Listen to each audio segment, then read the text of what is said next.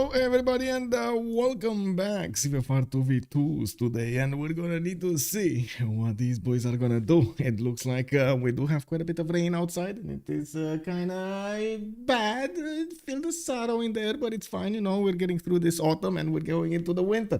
Hello there, sir, and welcome. Stars pe bună ziua, domnule, și bine ai venit, Alex 2005. Hello there, sir, and welcome. I did also notice Moose Wrath. Hello, sir, and welcome. Glad to see you arrived fine over there. You are all okay. Also, Nemesis, good evening, sir, and welcome. Popilite, bonjour, monsieur, et bienvenue. We're gonna need to see what the boys are gonna do today. They are starting up the ban phase over here. They're gonna have, of course, Pangea. I believe it's gonna be the map being played, and of course, we all of the time enjoy the games on Pangea. Oh no, it's Inland Sea. Woo, it's Inland Sea. Oh my god. Okay. I mean, it's Inland Sea. Okay. Is this actually happening? We're actually going to see a 2 versus 2 on an Inland Sea map. Ooh, very nice. Petite bull. Hello there, sir. Not so unusual, unfortunately. Oh, Titiits is actually sleeping quite a bit.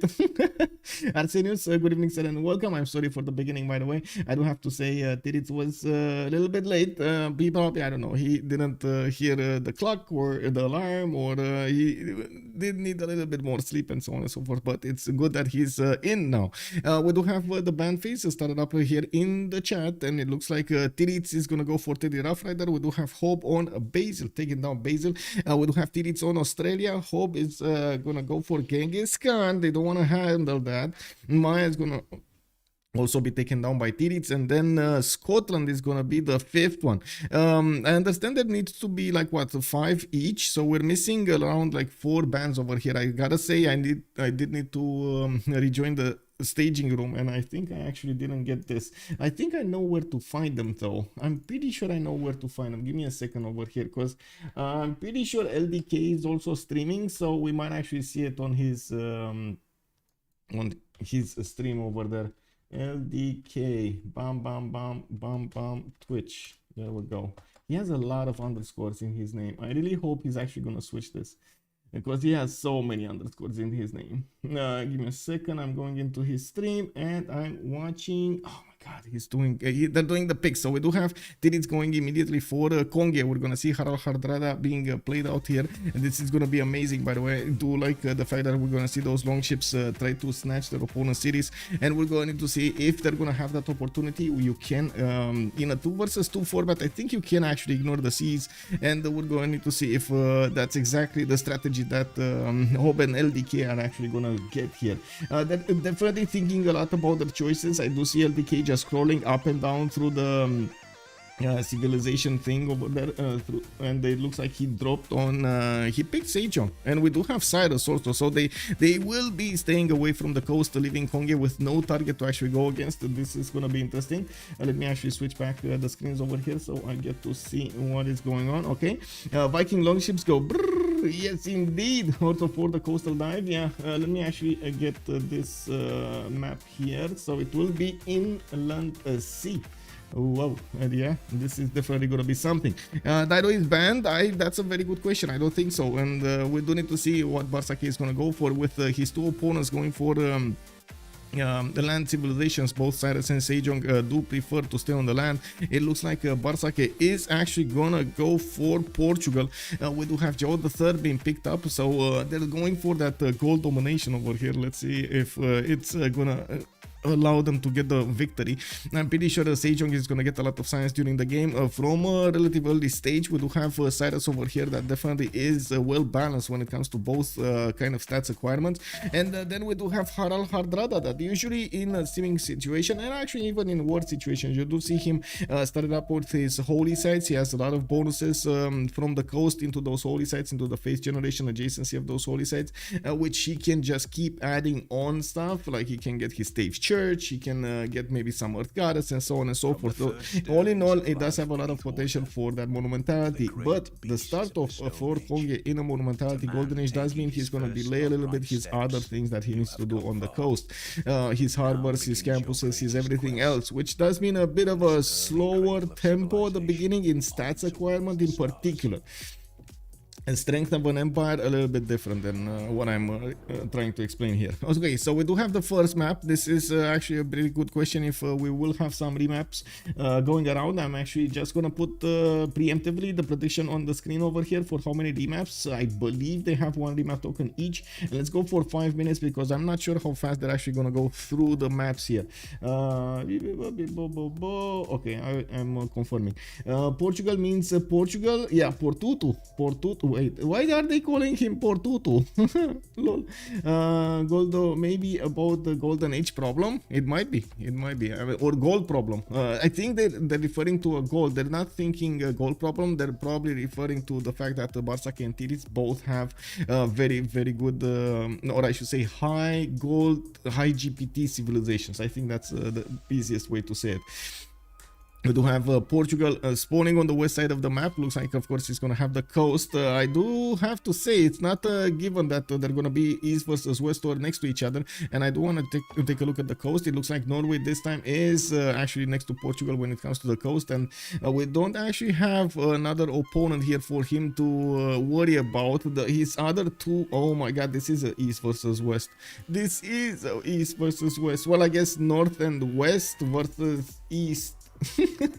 That's kind of it, you know, north and west versus east. Anyway, we don't need to see Titiits over here also getting his scouts out. Looks like Nidaros is going to be on the coast. He does have a few placements for the holy site. I would assume he's actually going to put it on the horse style there. It's way too expensive to actually get one here, and I'm pretty sure he's going to get another city here with a good harbor and another holy site. He could actually chop also the forest over here if he actually wants to get more adjacency to harbors, but I do think it's fine as it is anyway. Tyresian, thank you so much for the prime sir and welcome. I thought they were banning it from the in-game chat. Oh, Tyresian. I see. Cyrus is forced coastal. Not really. He's not that close. Look at that. He's actually moving. Hobbbbb is moving, or at least he's staying 3 tiles out. Of course, he can still be battleship here. We do have him getting a scout out, and he does have some inland cities. I mean, you know, one here, one here. Not amazing one. Don't get me wrong. One here, so 3. We got a 4th one here, and I guess, you know, yeah, after that maybe coastal, or he's gonna go very far in the east where he does have Mount Roraima. Now, a lot of the times on inland sea you might not have as much fresh water as you would want to, and the players will need to adapt to this. Of course, we've seen a lot more granaries being built. I gotta say, a lot more granaries being built. Now we do have Seoul also next to the mountains. Unfortunately, it doesn't seem like he has fresh water in most of his spawns over here. Only 2 lakes in the north, and by the looks of it, the first lake that he's going to encounter is like 10 tiles out from his capital. That's very far away on the west side. He has quite a few mountains that maybe he could put the cities next to, and of course Aqueductum and oh, they went for a different size map. Wait, oh, what did they do? Map size is standard. Oh my god, they went for a map of 8 players. I was wondering why is there so much distance between them. Oh man, look at this. 8 player map. Whoa. I mean, you know, it is what it is. It's fine. They're gonna quickly redo it. I'm pretty sure since it is a 2 versus 2, it's fine. We will get into the lobby quite quickly here and see what's going on. Just trying to figure out exactly where is the join button. How is everybody doing, by the way? Big Z 9032. Dang it! I picked 0 remaps, assuming this was the correct one. I can actually, sorry. I can give you the points back. Give me a second. Delete. I'm just gonna delete and refund because it doesn't make sense, right, to have this. You know, technical remap. It's still 0. This doesn't count, by the way. This doesn't count. I'm gonna put it up again when we're loading in. Okay. Where are we having this? Why are we not joining? I don't see the... Okay, I was expecting this to be a little bit faster, to be honest, to create the game and so on. Maybe Titiits actually needed to restart the game or something. Yeah, it is what it is. Oh, there we go. Bam, lobby's up. We're getting in. Increase the timer, perhaps? I don't think I can increase the timer. I would like to, but I don't think I can increase the timer. Okay, so we're getting in. Spectator here. We're fine. We're actually second slot. Perfect. Perfect. Titiits is just gonna need to move. We're not gonna need to do anything. It's all good. It's all good.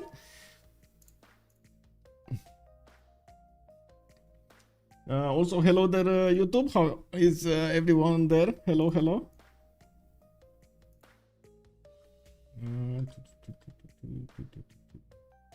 Bull, thank you so much for translating over there. They didn't pick the right size of the map. So I was thinking that what it means. Tail map, I believe it's called.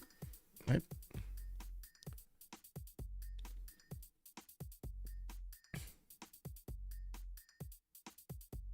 Okay, so the map size that we've seen previously, of course, it was for a 4 versus 4 setup, and you've seen how much territory they had to actually expand into, and I was quite surprised they were so far away from each other, of course. We do need to see the smaller map. I'm pretty sure they're gonna be much closer to each other, and of course, usually the 2 versus 2s are actually quite aggressive. I don't think I have actually observed one 2 versus 2 on an inland sea, so I can't wait to actually see that happening. I do believe that, of course, they're moving into the correct slots. We do have more than 0 MS to everybody, and it looks like, of course, they're picking their civilizations with Titiits on Hardrada. Hobbbbb is going to be the one on Cyrus. We do have LDK on Sejong and Bartsake on Zhao the Third. I believe they also will probably need to set up a spectator. There we go. There we go. It's there. Hello there, sir. Remeroni. Good evening. Which Civ should I play in my deity single player now? Scotland. I would say Scotland. Monstrat, this was a guaranteed remap for Zhejiang. Yeah, exactly. No fresh water, man. No fresh water. They're also using, by the looks of it, BCY with the balanced mode on, and of course captors only. By the looks of it, we're all ready up, and I'm gonna start up the prediction. Again, I'm sorry. If you wanna take a part of the prediction, it is on Twitch chat. I'm sorry, I have still no idea how to actually do one on YouTube. I'm so sorry. Big up Robert the Bruce. Yeah, exactly. Random Civ, best Civ. Yeah, exactly. Whoa, JC is fun. Yeah. Yeah, all Civs are the same if you horse rush. That is also true. Big game gaming. He knows. You definitely know, sir. Doing a unification words playthrough as him. Land versus sea is the game. Well, let's actually see. This is a much smaller inland sea, I gotta say. Look at this. Look at this. Oh, we got a 1 versus 1 over here. We're gonna have another 1 versus 1 over here. Yes, we do. We do actually have Korea right in the back of Portugal, and by the looks of it, he will have this time a lot more fresh water. This is a much better spawn. Ooh, oh, wait a second. He actually has the Paitiri to the south. Oh, very nice. Added culture to his empire. Some little bit of gold there. And we do have him also with a few 2-2s that he could go for and settle. And I'm pretty sure he's going to be relatively happy with his spawn. Of course, yes, powerful timing. Hawacha is going to need to go against Portugal and take that city down. We do have a scout coming up in 310s from Lisbon, and he is going to have a decent amount of coast to go for. I'm pretty sure he's going to be happy that he's going to be trading with Norway. They are in tradable range. I'm pretty sure he's also going to get at least 2 cities to the west, or at least that's how I would go and expand into. Unfortunately, the inland doesn't actually give him a very close cities. If he does go to these lakes to the east side, he's going to be very close to Korea. And I'm actually quite curious who's going to flinch first, who's going to put that city right in the face of his opponent here. I do also notice Nidaros is going to have an opportunity to go for the cattle settle on the east side. Also, non-freshwater settles here in the mid distance. I'm actually curious if he's going to go as far as the wheat tile or that other 2-2. He could get the city here and then another city over here, and of course use his holy sites and the harbors to get the boats out in the water anyway. We do have him with some mountains that he's going to get some extra adjacency, a reef fish in the south, and well, we're going to need to move on forward, because as he is moving to the west side, he's gonna move towards Persia's capital, and this might not be something he wants. We do have Pasagada here with the scout coming up in 1 turn. It looks like the land is kind of pushing Persia, you know, higher and higher. He wants to go north. He doesn't want to go south. Look at this. He has desert in the south. Okay, some silver over there. This might spice it up a little bit. You know, you see the silver, you're like, shiny colors. But then you're like, oh no, no water over here. What am I gonna do with this land? I can't even eat bread here. And you can imagine he's not gonna be happy about it. But yeah, settling non-freshwater cities west, maybe one in the north over there, going and to take the river away from Norway might actually be a strategy here for Hobbbbb. Now we no freshwater Persia, it doesn't matter.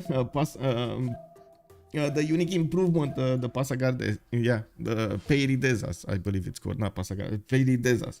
Yes, it's why they picked Persia. Yes, and still, even so, if he doesn't have fresh water over here, it's not like he's gonna have very, very good cities. Maybe you could make a case for a cattle settle or the coffee settle over here, and of course, acquiring those other two tools, it is gonna be expensive, and we're going to need to see if he's actually gonna choose to do that. Of course, he does have some spices in the capital, and I do see he's going to need to open up the vision so he makes an informed decision about his gameplay here. I'm pretty sure one thing is certain: the coast is off limits. You don't want to go fight the long ships on the coast. I mean, who doesn't want to do that in his right mind? Who wants to do that, you know?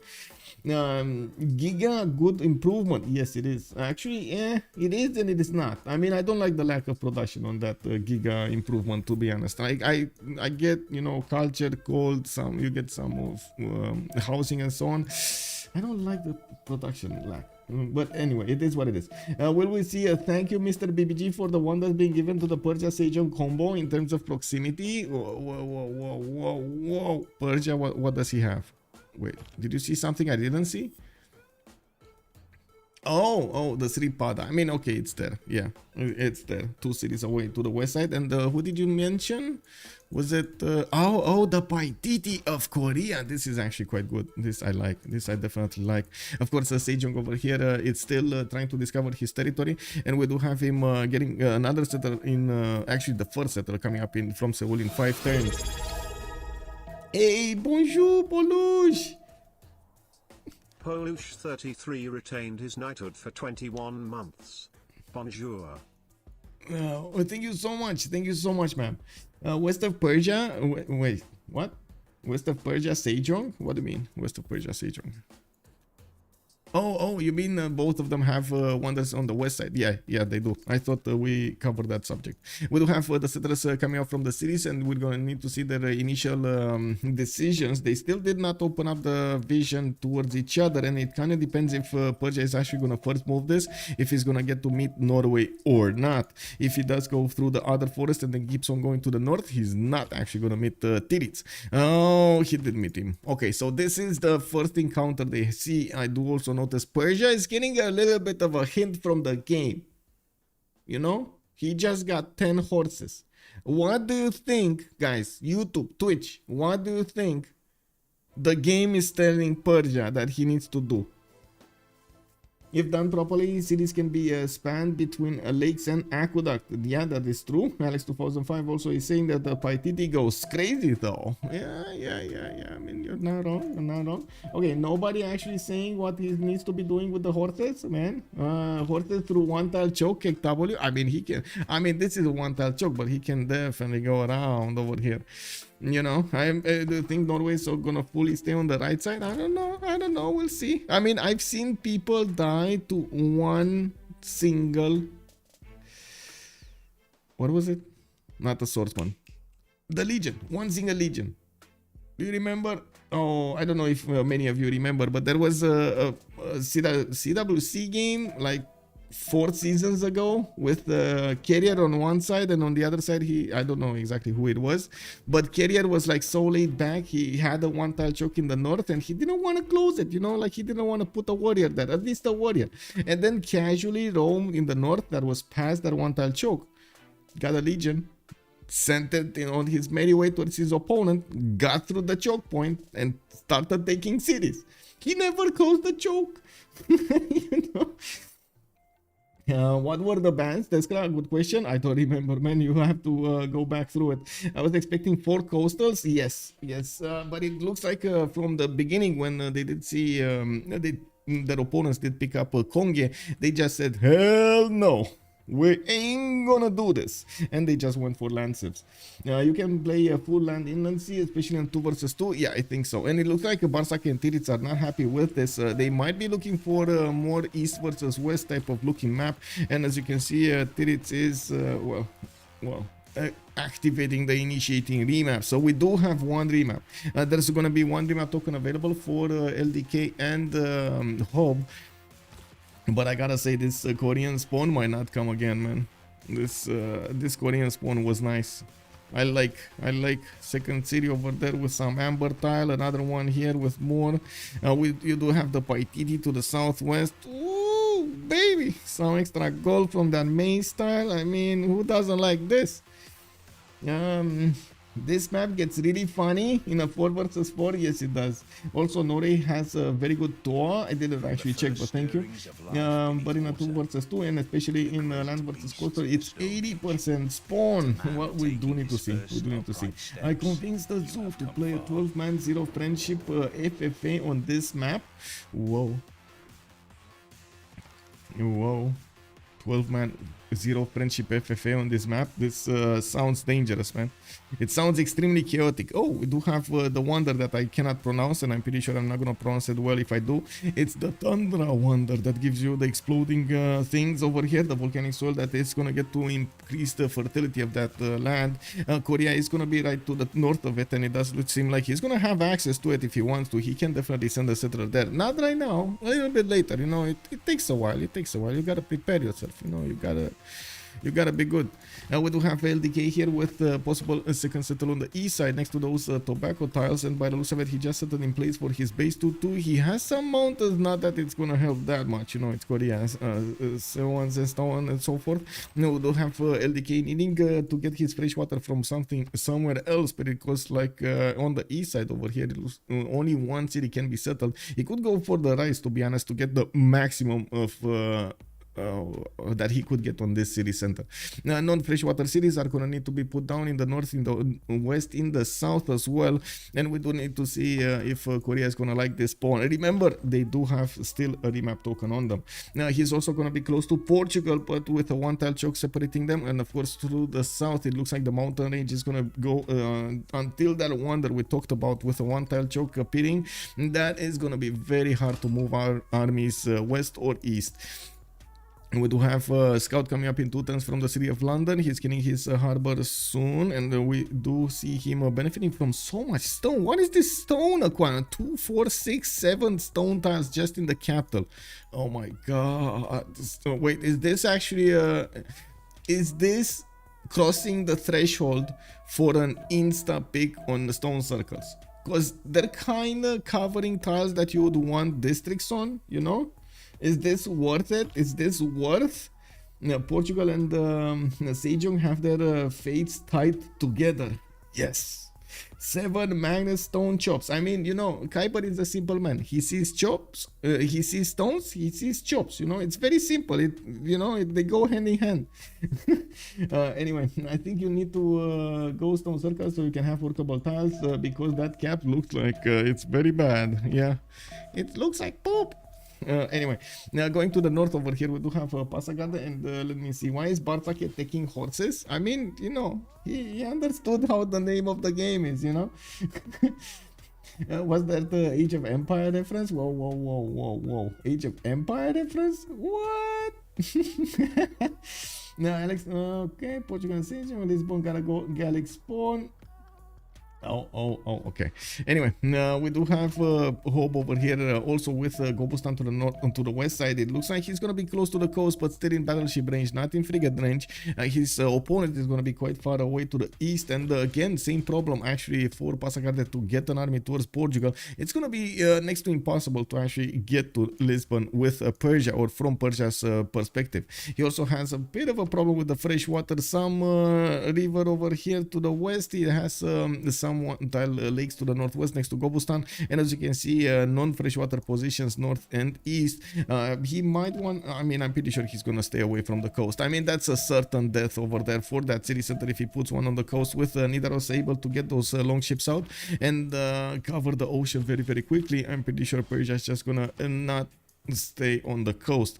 Now we do have Nidaros with already 3 scouts going around and about his land over here. He's gonna be quite happy to have the coast, and this looks like it's gonna be easy choice to go to the north to get that extra culture point, and he's gonna have okay, nice-ish adjacency for his holy sites over here.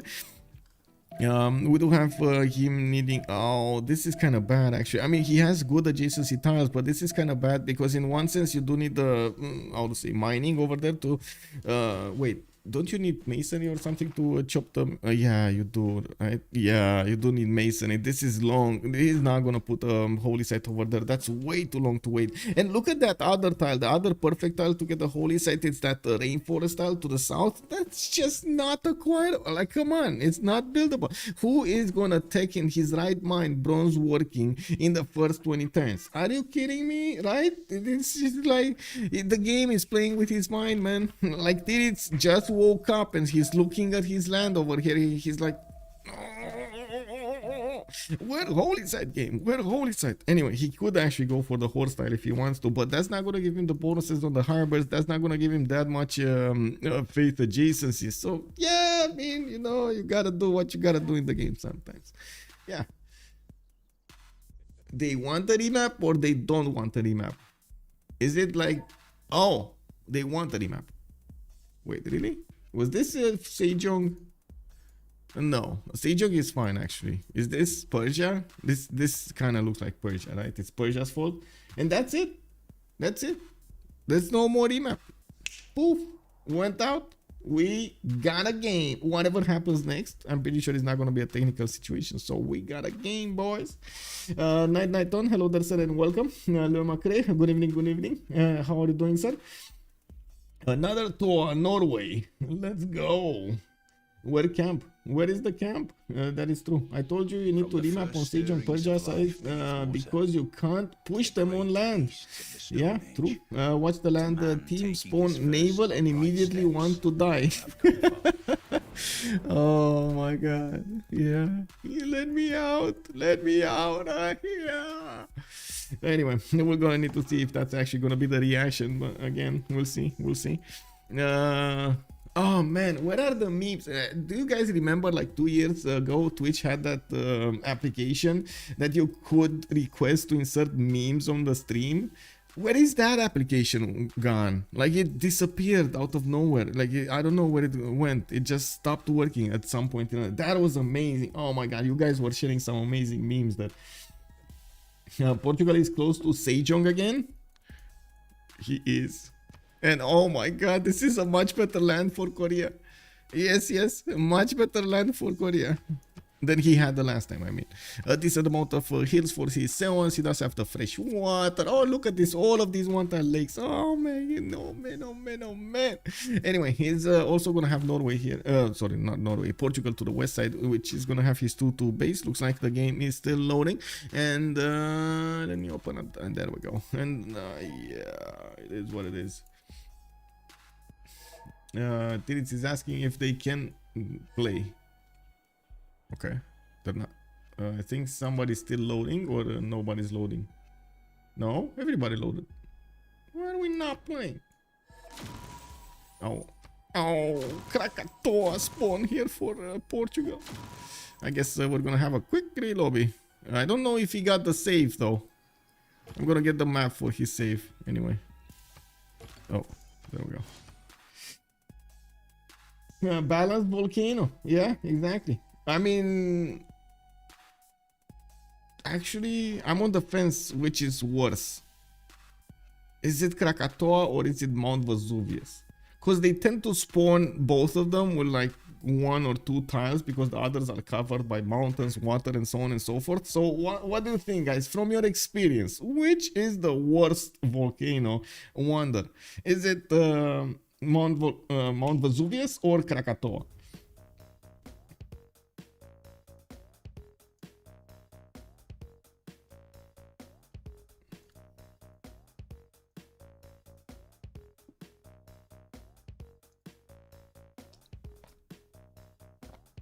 Giga good. Yes, giga good. They should make volcanoes able to generate land tiles. Ooh, that sounds fun. Wait, we actually Got a good map? Ooh, okay. Well, hopefully he's actually gonna have the correct save. If not, I have it. Let me finish also the prediction over here, and I do want to quickly take a look at something else. We did have 2 remaps. Okay, let's deliver the points. On the screen over here, let me actually show you. I did want to show you where we are. So the tournament of the 2v2 session 2023 in September did start up quite a while ago. W, 2 months. And we do have this game going on over here, Bartsake with Titiits going against LDK and Hobbbbb. I do have to mention this is the lower bracket actually, I believe. Is this the lower bracket? I believe it is the lower bracket. No? Oh my god, no, this is the lower bracket. You see, it's over here. So we're going to need to see, first of all, who's actually going to win between Navig, Mikado going against Softstyle and Chuck. They did not play yet. They're going to have to go against Ilark and Pompey. And I do have to say the winner of this game in particular will need to go against Fiersos and Leech in their upcoming session. We do have also Under the Gun with Task for Fish needing to fight against JR and Sprig. And as you can see, Hazagi and Titiits are just casually waiting over there for the winner of that game to come and challenge them. We do need to see who's actually going to end up over here on the last slot. So he gets up here to have another one of these. I think another one of these chances to get the win, get the tournament. We do have the map loaded up. And is this the correct map? Yes, this is the correct map, right? With Krakatoa. Yeah, we do have the Krakatoa, man. Krakatoa. Oh, yeah, I remember this. I remember. I definitely will need to call it Krakatoa now. Unpronounceable Tundra Volcano is giga lit sometimes though. Yeah, it does tend to explode in some games quite often. It's annoying. Now let's actually take a look at the first civilization here on the west side. Looks like Passagarde is going to be very far away from the coast. He does have some freshwater cities, one to the west, one to the east. The one on the west is right next to the map edge, and this is not ideal. And we do have him with a decent amount of good campuses here, and I'm actually curious if Persia is going to want to start up with commercials or go for campuses into commercials. We do have him with a relative easy way to go against Norway on land, and he has a much faster timing than Norway. This is gonna be dangerous for Titiits to actually go for his normal holy side way. He might actually want to go a little bit different, maybe for a Penbash and voice, maybe something like harbors into encampments or something like that, because he will need to be as fast as possible to get to the defense going against Persia. If Persia is going to be aggressive over here, and he's going to find out, they're going to scout each other, they're going to try to see, get the information, try to gouge their opponent's position on this, and what are his possibilities. And when he will decide if he needs to defend against Persia, well, the problem is the timing of that. He needs to decide early. I really think LDK and Hobbbbb win on spawns right now. Both can donkey into the navels. Wow. I mean, that image just donkeying into the navels over there. I just see like one of those donkeys with like a lot of bags on its back, like hoeing all over the place. Beautiful. Let's freshwater and yields. That's why. Also, Rapa Nui, Srati saying Rapa Nui are more improvements. Who got a baby? It's Kagwan over there. Answered by Night Fun. Give me a second so I can switch the chats over here. It's much easier for me. Foam Hoham. Hello there, sir. How many longships could a Viking boat builder build? In a Viking boat builder could capture settlers. Wait. How many longships could a Viking boat builder build if a Viking boat builder could capture settlers? 0. Anyway, the expand from navals are sus at best. I mean, they're gonna spend more time to capture settlers, man, than anything else, you know? Like, you don't dangle a lump of meat in front of a bear and not expect him to go hunt, right? Let's see. Both have good campuses too. The expand for navals are a sons at best. No way to get the externals for Portugal either. Ooh, yeah, that's well, we'll actually see. This is I would say he can if he actually wants to go into danger a little bit. I'm pretty sure he can keep on going to the south. As you can see, Korea is going to be on his direct east, and we're going to need to see how far in the south Korea will go. I'm pretty sure Bartsake is still going to get this city on the west side. Not really good though. Where's the production? Where production? Where tiles? Like this is like where tutu? Where anything here? It doesn't look like this is going to be a happy place for a city for Portugal. Of course, best location would be actually on the east side. That's directly in the face of Korea, which I don't know about that. We do have Lisbon, yes, with definite iron in the third ring there. He has his horses on the west side in the fourth ring. Unfortunately, he's going to need to put a city there anyway for the horses. He might actually consider going for the May style in the inland than actually going on the coast, to be honest. It looks much better. Anyway, Norway here with Nidaros is going to have his scout moving towards the north. He does have also Rapa Nui to discover, and the settler coming up in 6th, and he gets some help from the gods here in the form of a silt tile, giving him the extra culture. He does have access to banana tiles and some truffles to make his people happy. He's also soon discovering where Persia is really living or spawning. He is on his west side, and of course his warrior is gonna slowly move through the forest to see exactly what's going on and how the land looks. At the moment, the vision looks like this, and the vision on Hobbbbb looks like this. So yeah, they need a few more tiles to discover. We do have Nidaros with available horses in the south. This, I gotta say, it's a much easier time to actually place those holy sites. You can easily get the horse tile over there, put the holy site on it, and then get it. But like I was saying, also the Persian immortal timing, it's much faster than anything Norway could actually get. So we're going to need to see, well, except the Viking longships to defend his cities, kick. But in terms of units, that's in land units, that's a totally different thing. So we're going to need to see how Norway is going to want to play this. He might actually need to make a very important decision from the beginning of the game in terms of development. Maybe that's one of the things he kind of understood from when he picked Norway anyway, right? Canals boost trades, so canals are good to have a pair with Reina. That is true. Also, Mamivata, hello there, sir. Strange drafts indeed. Well, I mean, I can't wait to actually see how this works. By the way, the synergy between the two how to say, the two teams. We do have to take a look also on Korea, because we looked at Portugal.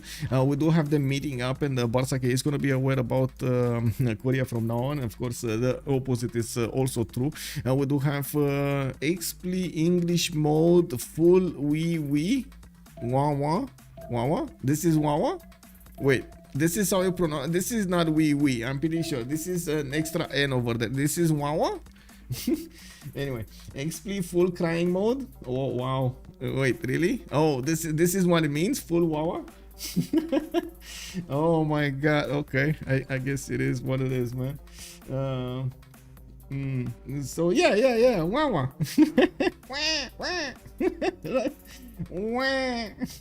Chokela, hello there, sir. I see. So yeah, it is what it is. You know, it happens. He's crying. It is what it is. I hope he's gonna settle down. He's gonna get his milk. It's all good, guys. It's all good.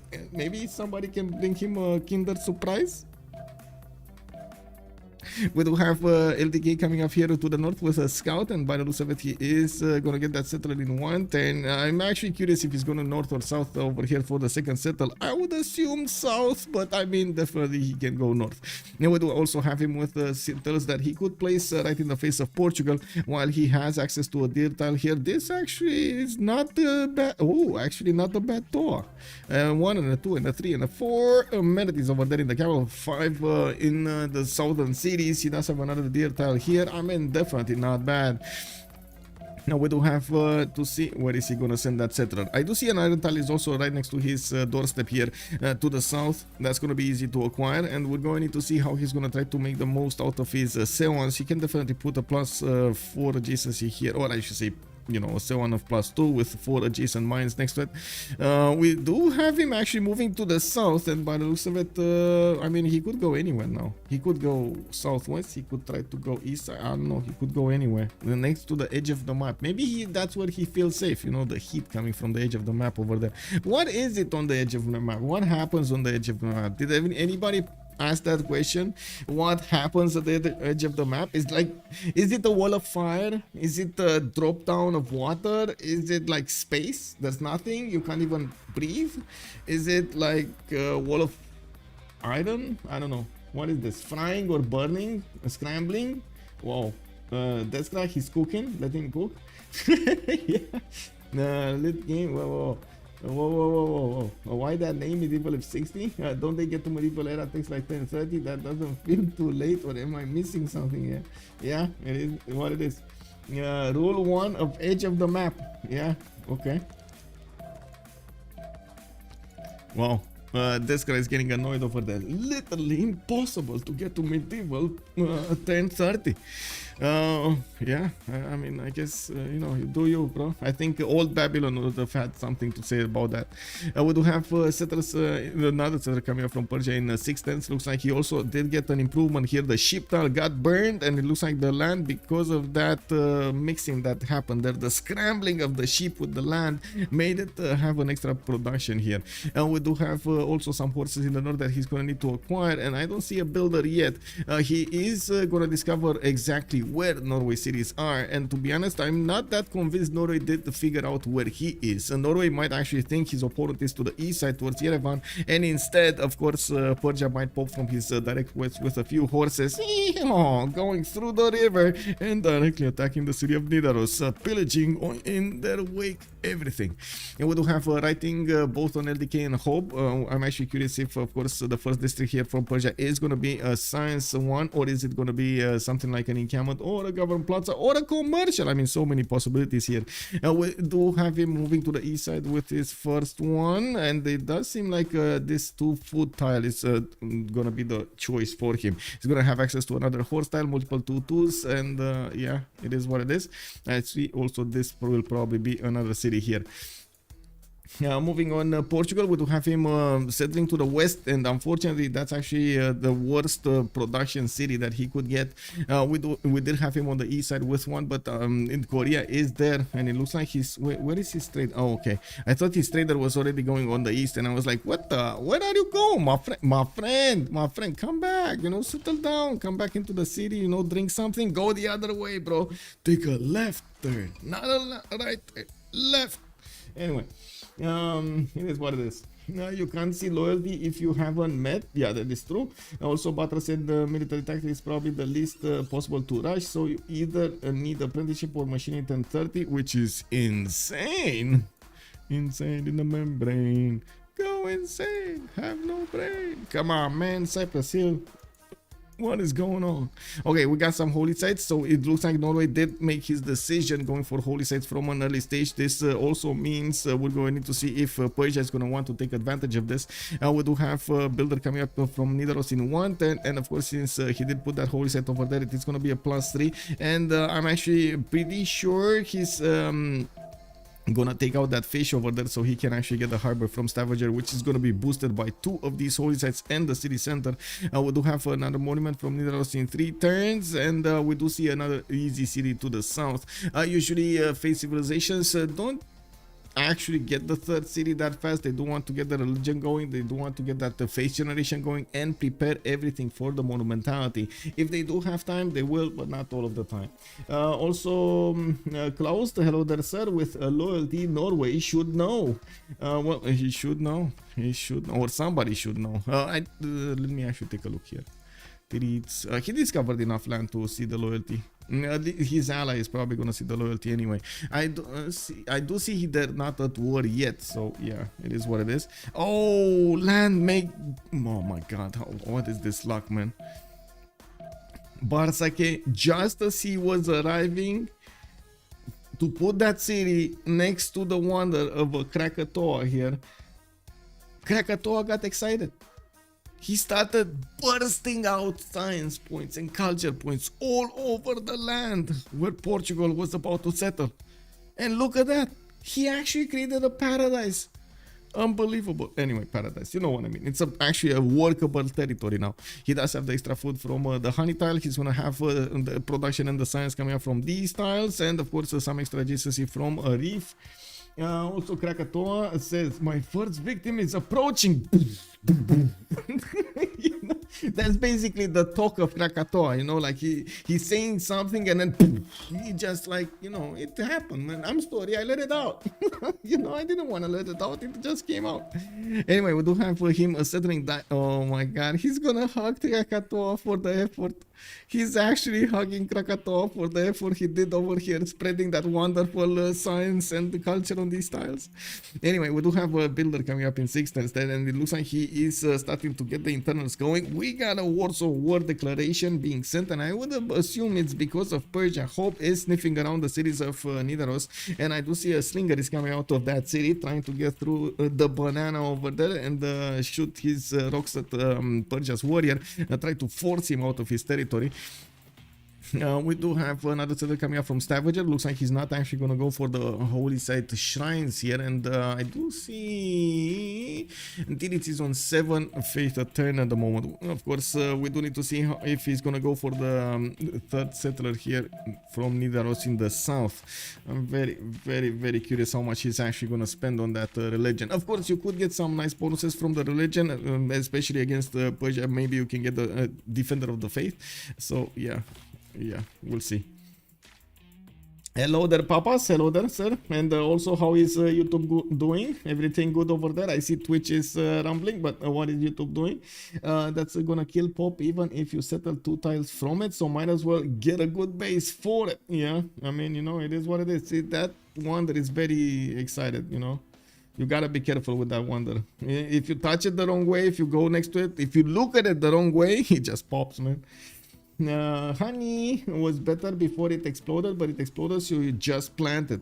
You do what needs to be done. Anyway, we do need to see how Korea is also going to develop his cities. I do notice his third city, instead of going to the north over there for the better settle, he is actually going to try to grab land towards Portugal, towards the northwest. There is a Portuguese scout that is seeing this happen, and it looks like LDK is gonna need to be careful on his capital, so he gets some form of an escort over there or defensive unit to get the builder and to let him improve his tiles and so on and so forth. I do see him putting down his first seance, and as you can see, 2 of them did get out. LDK is on 8 science with 2 culture at the moment. Definitely needs to get some monuments here soon. We do also see Pantheons. God of the Sea did get acquired by Portugal. He's going to get an extra production point on all of these improved coastal resources, and as you can see, he did not settle this city in between Coimbra and Lisbon. He's probably going to get this one in the north there. I would assume the May style would be a preferred choice in this scenario. Of course, he might actually get his big pants on and try to move into Korea's grass field and do the east side, but that's dangerous, man. You don't know what's gonna happen, you know, like Korea might actually see that as a very big threat and horse you. So yeah, it looks like Portugal is gonna be on the safe side here, going for that maze settle to the northwest of Lisbon. We do have another 2 cities coming up from Nidaros and Stavager. Looks like he did put in the half coast card for these settlers. He's getting motion in the capital city, and I do see he did pick up a Pantheon. Initiation rights. Okay, initiation rights.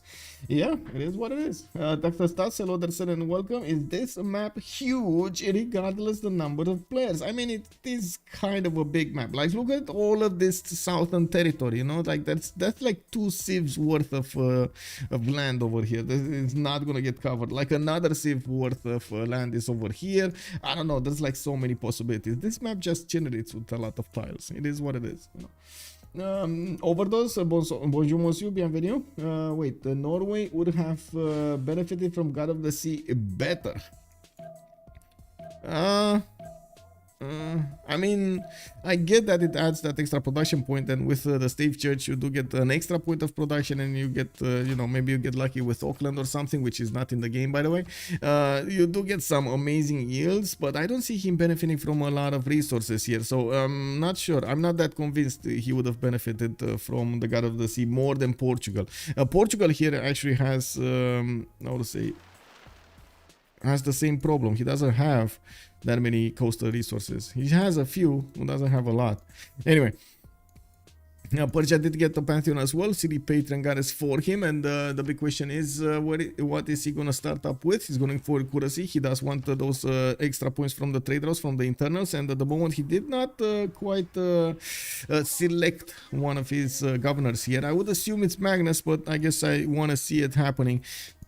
And we do have to see also what Portugal is gonna do. He's getting his harbors. I don't actually see him going for the fourth city. We do have Korea seeing that northern city of Visio, and of course with the harbors coming out in a few turns, he's going to start acquiring the annual points and more science, which is going to be important. He did manage to improve quite a few of his coastal tiles, benefiting from that those resources, but I gotta say he didn't actually get his strategics up. I don't see a builder going for his horses from Visio, and this is something that we're going to need to see on other civs as well. So for example, Korea did get his horse improved. He's going to start acquiring those resources. Now, I do also notice Norway here is getting a builder out in Tutens from Nidaros, where Moksha is establishing, and he's sending a settler right in the face of his opponent. Persia might be okay. I mean, this means war. This is, I don't know about you, but this, you know, for settling your opponent like this just, you know, is asking for trouble. I think this is exactly like, you know, with the matches, when you actually start with the matches over there, this is basically what he's doing over there. Come at me, bro. Come at me, bro. You know? Low fresh water hurt my eyes. Yeah. Pe-mi place voice. Berserker Rush. Yes, let's go. Also, friend is saying on YouTube, so assuming Norway and Portugal can trade the next era, classical, are Persia and Korea going to struggle with their gold disadvantage? Neither have rivers for commercial half bonuses. Well, yes and no. I would say that Korea might actually struggle over here with the gold generation. Persia, I don't think he's going to have that big of an issue. He's starting up with currency. He's going to want to get those internals. The internals give him some extra gold and some extra culture. So all in all, Persia should be fine, I would say. I would assume Korea is also going to try to develop his cities in such a way that he's going to get some gold generation going. I'm actually curious if, well, it looks like he's going currency in 7. So, you know, I'm pretty sure he's actually going to put a few commercials. Also, I don't think we're actually going to have an early attack from Korea. I would assume we're much more likely to have an attack between Norway, or I should say a conflict between Norway and Persia at the beginning of the game, and then later on maybe Hawacha timing, maybe something else like Kurasiers and so on are gonna happen here on the eastern side. I do see Divine Spark has been acquired by Korea. Seeming Pantheon, he's getting Hypatia soon for Great Scientist points a turn. He is gonna finish another one and gonna get more points from that. And I do see him getting the traders. He's going to need to defend against this Portuguese scout, which I do see, of course, his slingers are more than capable of taking care of. I'm actually quite curious if he's going to move this one to the south and get another one to bear for next turn attack, or is he just going to chip away the scout and try to take it down with his own scout? Questions. Alcohol Parrot, hello there, sir, and welcome. Is Initiation Nights not about clearing barbs? It is not actually. As in, yeah, you do convert the production that you spent into a military unit that got out of your series, like got trained in your series, into faith. Like, I don't know, what is it, 30? Or was it 35? Around there somewhere, 30 or 35. Anyway, we do need to see if this is going to give Titiits an advantage. I'm pretty sure he's going to want to go for a monumentality since he already spent quite a bit of production on getting his holy sites out. He's going to want to get something done there. I do have to say 8 faiths per turn at this point in the game is not that big, and I'm pretty sure Norway would require a lot more for good monumentality. I do also notice Persia did actually improve the horse tile to the north, a 4-2 tile over there next to the exploding volcano, and he's getting Magnus in the capital for the extra food and production benefits. We do see him getting a few more slingers, and I would assume he should actually get a few pre-built warriors here if he actually wants to use these immortals. If you guys seen, we haven't seen that many immortals on the maps anymore. What did happen to immortals? Aren't they immortal for a reason? Hello? Right? They should live up to the name. Or is this going to be the test of Leonidas? Is this Norway testing out the Persian immortals just like Leonidas tested them in the hot gates? Is this what's going to happen? Dr. Stats was pretty much the same as in the 44 games. What is the wonder 10,000 north of Persia? Looks cloudy. Oh, this is Sahara de Uyuni. To the 2 production, 4 gold and 2 science points. Yeah, it is what it is, man. Immortal good if neighbor close. Close by early. Bartolome, yeah. Persia quality campus holy site spots available. KW, yes. Players watched 300 and came out. Yeah. Exactly. Persia's holy site is wait, what? Persia, I really hope he's not gonna put a holy site. No, he's putting commercials. It's fine. Guys, what do you mean? Can you imagine what would have happened in my mind if Persia put a holy site down? I would have needed a few moments to go to the balcony, man. Like that you can't scare me like that, man. Rafifi, bonjour monsieur. Also bonjour monsieur Andireo. Bienvenue. The problem is the iron. How many they have? They don't have, actually. They do have the horses improved. I do see his iron in the capital. Wait, did he just put the commercial on the iron? He did put the commercial on the iron. So he has 1 iron here that he's going to need to get bronze working for. And I do see him going for mining. While on the other side, iron is over here. I'm not that convinced Korea is going to want bronze working though. At least not until he puts like 1 or 2 commercials down and gets his cover from Plaza. So, yeah. Well, I mean, the iron tile would actually be interesting. No, actually, no, please don't do that. Maybe over here, the Gavron Plaza, mountains. Would get yeah. I don't like the places. So I would say he should actually get the flatlands next to the Seons if he could, or something, because I'm pretty sure the iron is just much better improved. He might put the commercial there, but no, please don't. Very bad juju, very bad juju. We do have holy sites coming up from Bergen in 7 turns, and it looks like monuments are getting out of the cities of Persia. He is quite behind, actually. Titiits, both are on 7 science, but we do have a bit more culture on Titiits. And yes, we do have the commercials coming out from Persia cities as quickly as possible.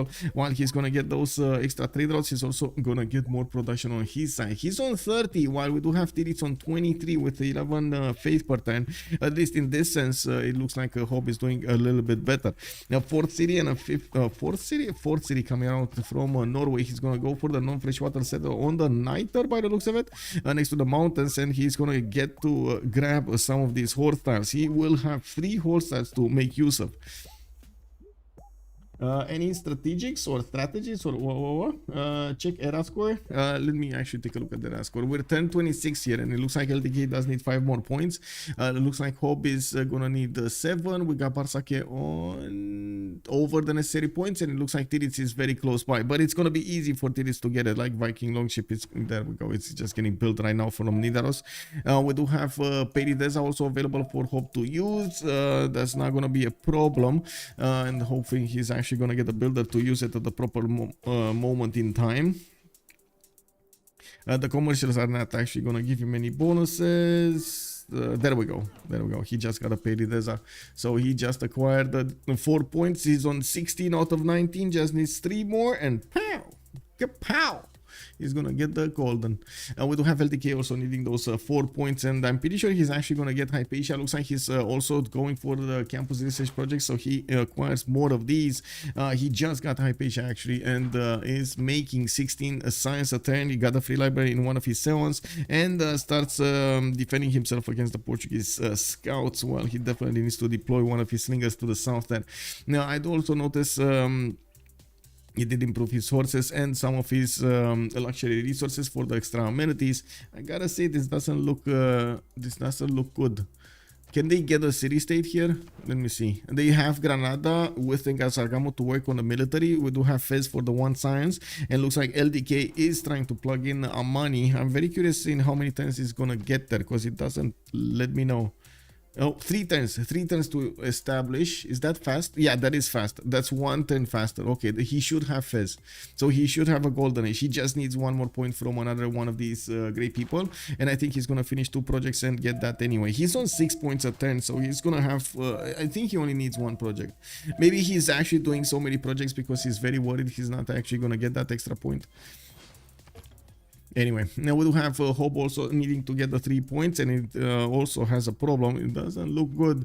We do have archers coming up from Norway and deleting his slingers, while yes, he does have some scouts running around. It doesn't seem like they're gonna help out that much.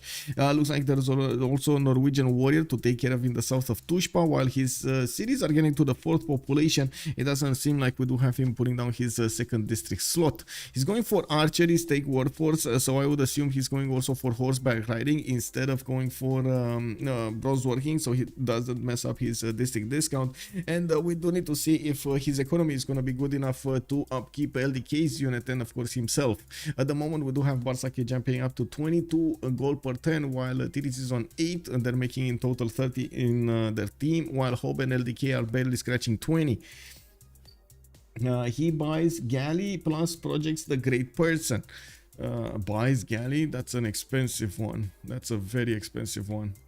That's yeah, I mean, that's what, 125 gold. That's quite expensive, man. That's a investment. Commercial hub into campuses for Persia, I'm thinking the same. Also Korean's project for culture to new era.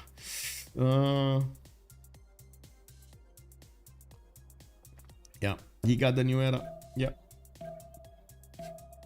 Anyway, Liang is going in to his capital, and I'm actually curious if he's going to go for the food and the food promo on the right side. I would assume so, right? Food promo on the right side, or is it this City Park Liang?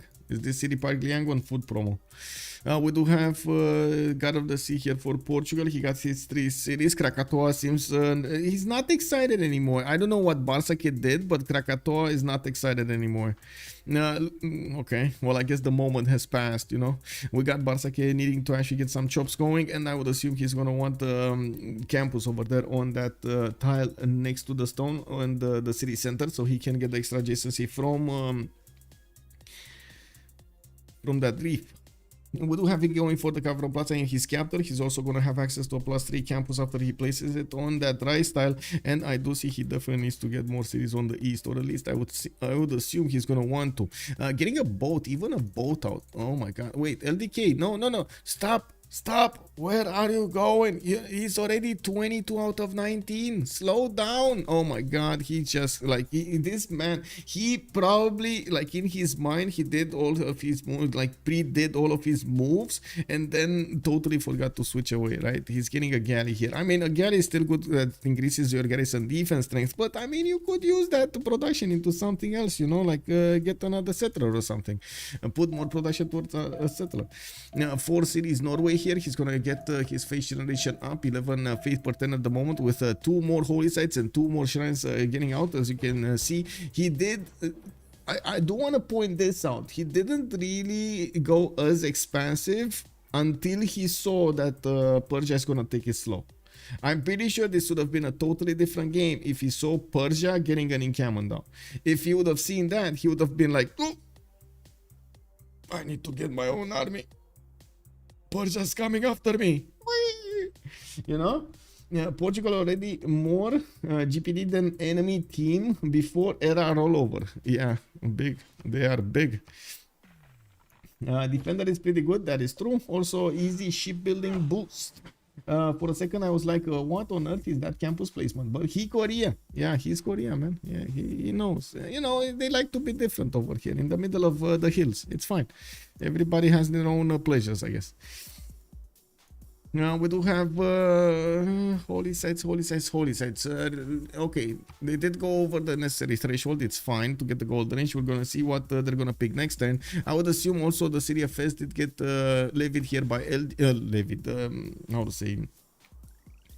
Oh my god, it did get soothed by LDK. He's on 26 out of 19. I believe, in my humble opinion, this is a bit too much. He definitely could have used the boat era score in the next one rather than in this one, but it is what it is. We should have a long ship There we go. It's a long ship actually breaking the fog of war towards Portugal. Portugal will get to trade with Norway. Is the other way around possible? I would assume, of course, sea trade routes are actually much longer range, so I would assume they have enough distance to trade with each other. So a lot of gold will need to be generated. We do have the religion also of Norway, actually right on smack on the doorstep of the era. Feed the world with Defender of the Faith. He does need the extra +3 going to defend against Persia, and of course he does have Feed the World for the extra food and housing. This, to be honest, it is my preferred choice as well. We do have him with a lot of potential here for high pop cities, and of course he's getting the housing, he's getting the food, and he's gonna be big. He's gonna need a lot of districts, encampments, campuses, harbors. Oh my god, theaters, because he's gonna need everything in this city. So you can imagine 13 pop cities need to arrive there. We do have a wave of archers also starting to get out of Persia's territory. Hobbbbb did go for a Pembroke and Voice Golden Age with another wave of settlers also coming up from his capital, or a wave. It's a settler, one settler. I don't know. It's he's not doing this big. He's getting his Governor Plaza in between his commercials to beef up the adjacency. That's gonna be fine. That's actually gonna be a good amount of added adjacency here, and I'm pretty sure the gold will be fine. We got Hobbbbb here with 19 gold. LDK is gonna be on 16. Both of them are on 36 production though. We do have LDK also with a Pembroke Voice Golden Age on the right side. He's getting those builders to improve his territory. He got his Sewan pillaged in the north, but at least he did manage to save his trader from getting pillaged. Looks like he's also gonna need to get more settlers out, one coming up from Yangsan, and we do have him also with a few available chops. He didn't yet improve or did even discover the iron tile yet. Now we definitely have a lot more potential for gold here. We're still waiting to see exactly what Governor Liang promo will be. I mean, you know, there are a lot of possibilities for it to be city parks. I haven't seen the food promo picked up in quite some time, but this is a city that does benefit from 1, 2, 3, 4, 5, 6, 7 resources. Sometimes, like back in the day, people were thinking like more than 7 resources is actually good to go with the food liang. Now, in my mind, I don't get me wrong, I don't think it's good. I don't like. Balanced era score for Persia, kept the next era target low. Exactly. MJK, hello there, sir. Also, bonjour, monsieur. That's why he plays, and that's why you watch. Whoa. Yeah, I mean, he's good. You know, no need to be pokey there. He can make a Giga Artemis. He could also if he wants it on Korea. I'm not sure what's happening with the Twitch servers over here because I saw a little bit of red. I'm sorry if there were a few drop frames. Not my fault. Not sure exactly. Maybe it's the rain. You know, the clouds have started pouring through. Anyway, let's actually see Bartsake here with a Pembroke Voice Golden Age. Jao the Third is gonna get his own settlers out. Looks like one from Lisbon, one from Coimbra.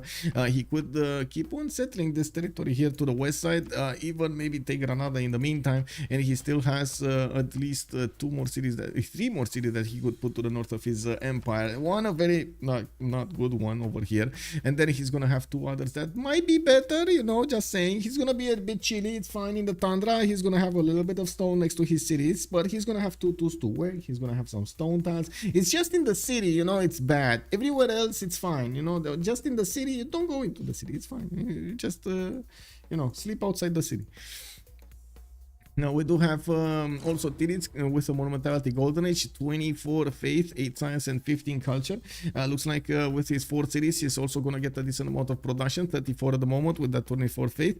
And looking at his build queues, he's also going to get a few more shrines up. I do see a 5th settler also coming up from Nidaros, going to settle right in the face of Persia, getting that river of his. And this is, I believe, a bit of a problem here. Hobbbbb did not manage to secure the distance between him and like that river towards Nidaros. I'm pretty sure that would have created a war over here, or a conflict automatically, but at the same time I do believe Persia would have had the stronger units, especially on land, before Titiits gets his berserkers. When he gets his berserkers, different story, and we're going in to see if Hobbbbb over here is going to manage to keep up with him. At the moment they're kind of tied when it comes to the science generation. A little bit better culture on Cyrus as expected. He does benefit from those internal trade routes. He has 2 of them. He's getting more markets out and getting more, and I'm pretty sure with his next cities he's going to want to connect them as quickly as possible. Now we do have to take a look how Titiits is going to want to use this faith per turn. First of all, he's investing in quite a few builders and improving his territory. He still has a decent amount of jobs in most of his cities. With monuments going in, he's going to get that extra culture difference slowly taken care of. And to be honest, I don't think it's a problem to keep settling coast to the southeast, but I do believe in his mind he's trying as much as possible to get cities that could be defended, not put them too far out of the way to not have the ability to actually send armies there. Yeah, it is what it is. Also, not sure why Persia is delaying so much the war. Let's actually put up the prediction here, because it looks like the game is slowly, you know, getting to that point. We're gonna start seeing conflicts. Who will win? And we do have on one side LDK and Hobbbbb, and on the other side we got Titiits and Bartsake. Let's go for 10 minutes. 10 minutes. Let's go, boys. Put the points in. Put the points in. Let's get going. So you usually want to wait till you get established. Yup. Yeah. He chops 3 horses. Yeah.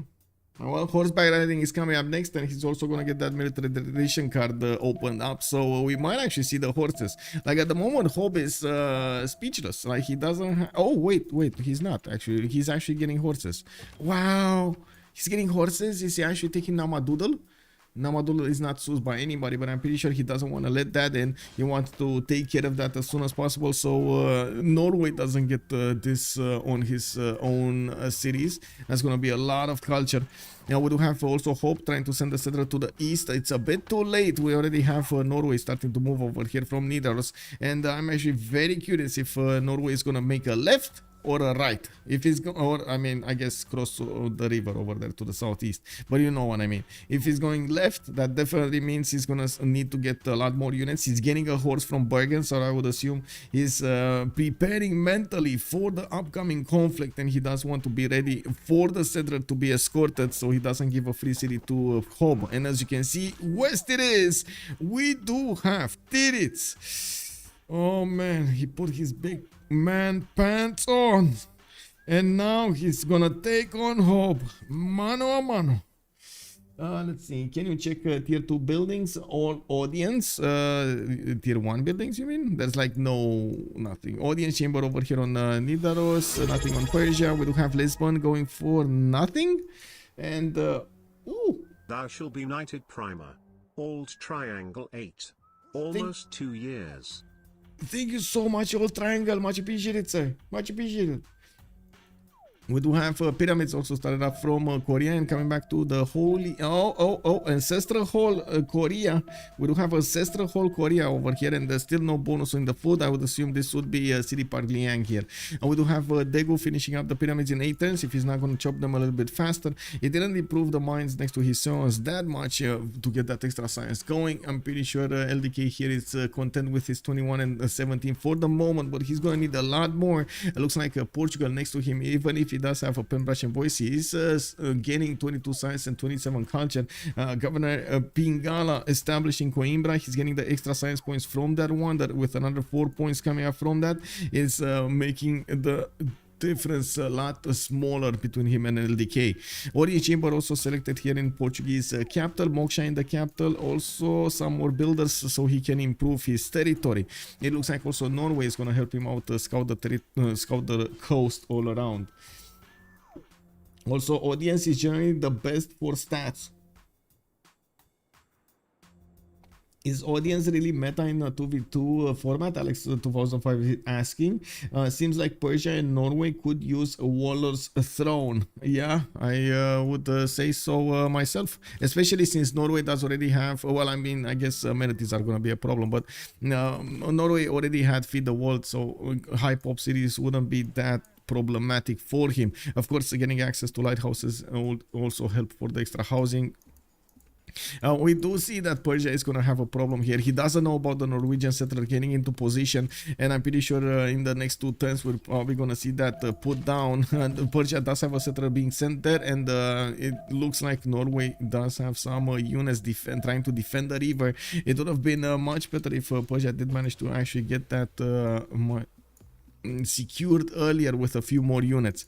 Well, it is what it is. Namadol is also going to go down. We do have Persia with the ability to get one of these builders. It's going to be a 2-charge builder, and I find it doubtful, but he could actually keep the city. I mean, I don't think it's a good idea to keep that city because it's a bad city, but still, it's a city that you got for free, I guess, you know. Persia settler gonna be disappointed. Yeah, he's gonna do the wah. I think Hobbbbb is not gonna be happy about this. Just saying, man. Anyway, Norway, Persia, like 2 people bidding on a house. City location. Yes, Norway outbids for that spot. Persia is sad. Yeah. Oh, relic on Hobbbbb.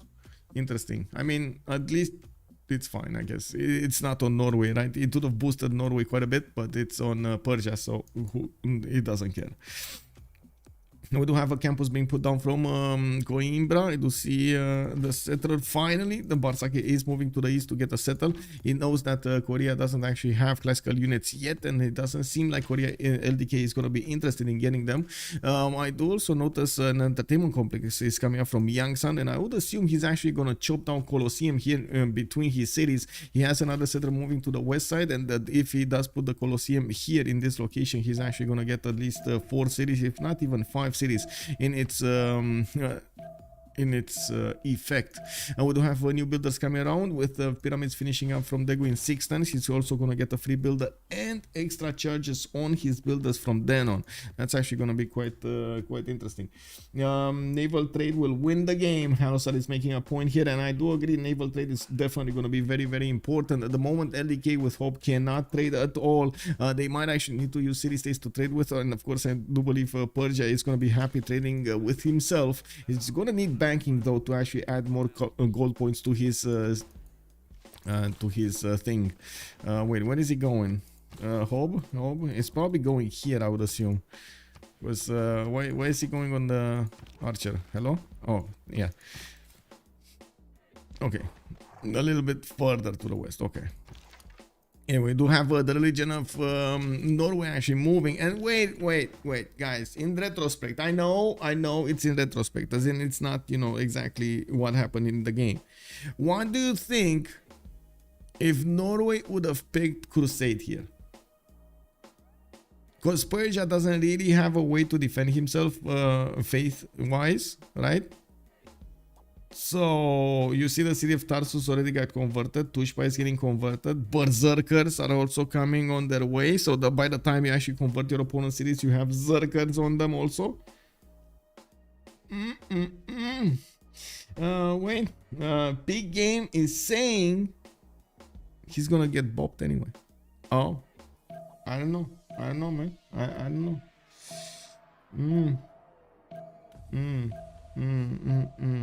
Yeah, I don't know about that, man.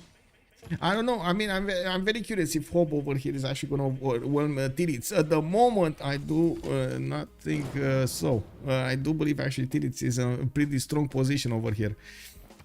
We do have an Amadol being taken down, a 4th city from Hobbbbb. Maybe he's going to keep it, maybe not. A 5th one is going to the north here.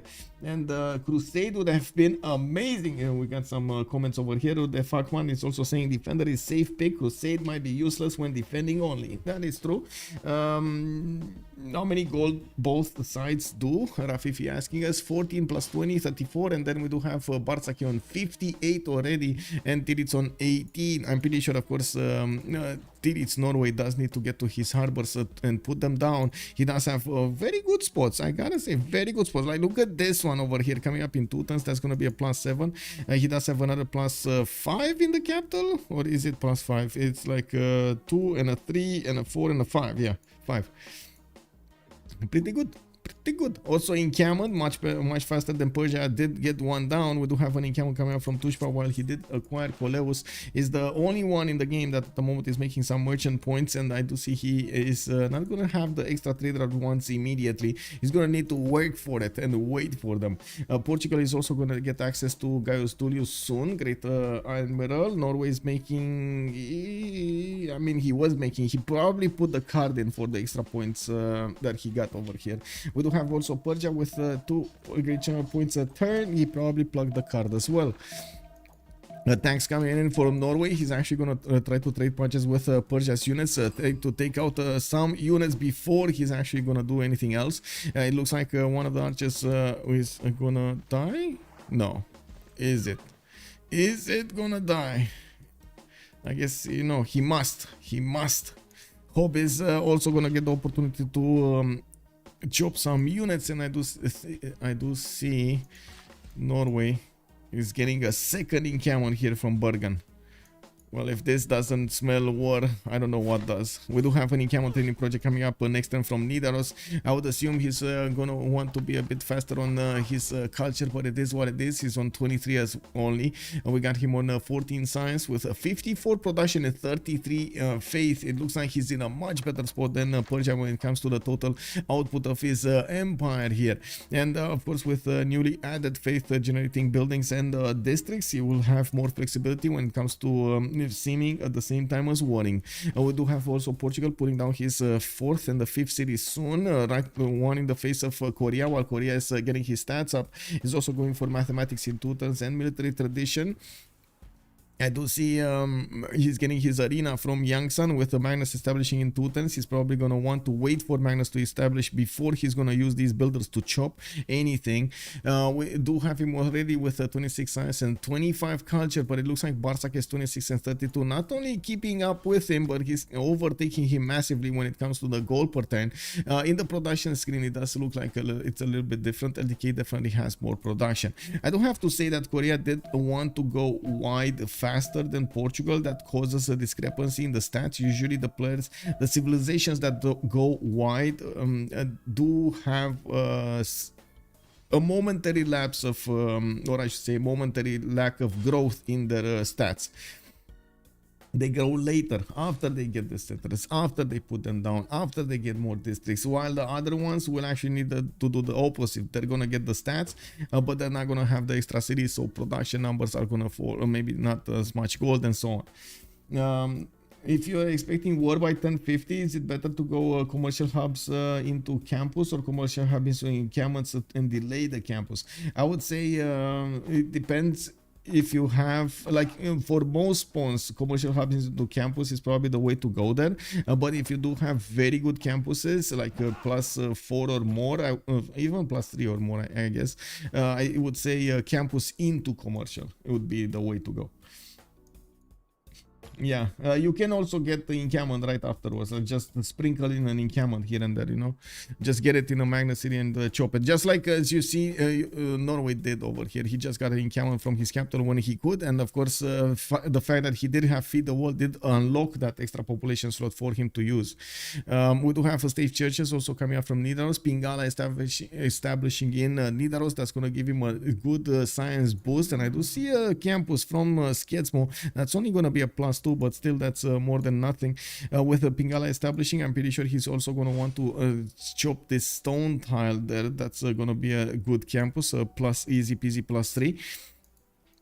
I'm actually curious, can he get another one? No. I do see some good aqueduct placements over here. Oh well, it is what it is. We do have Norway being stopped by Persia, and I do see 2 encampments are being put down from Tushma and Tarsus. We do have warriors and Warlord's Throne finally being selected by Hobbbbb in his Gavron Plaza. He did manage to get the gold per 10 going from his commercial hubs, but as you can see, they're not even scratching the surface of what Bartsake on Portugal is doing. And I gotta say, I do like the gold per 10 here. I very much like the gold per 10. Ching! We do have Colosseum from Yangsan coming up, and Korea is gonna get those 2, 4, 5 cities. 2, 4, 6. Yeah. 5 cities hit by Colosseum. I do also notice he's gonna use Governor Magnus with the chops from the builders to build it extremely quickly, and he's starting to improve his other territory here. What did he get? Oh, City Park Liang. I see him moving it to Daegu. He did get pyramids finished, so he got that extra builder and Zhang Heng recruited, which is just not doing anything. You see, at least throwing parties over here in the campus. Can you like imagine him running around with like bottles of chemicals in his hands? Whoa, beers.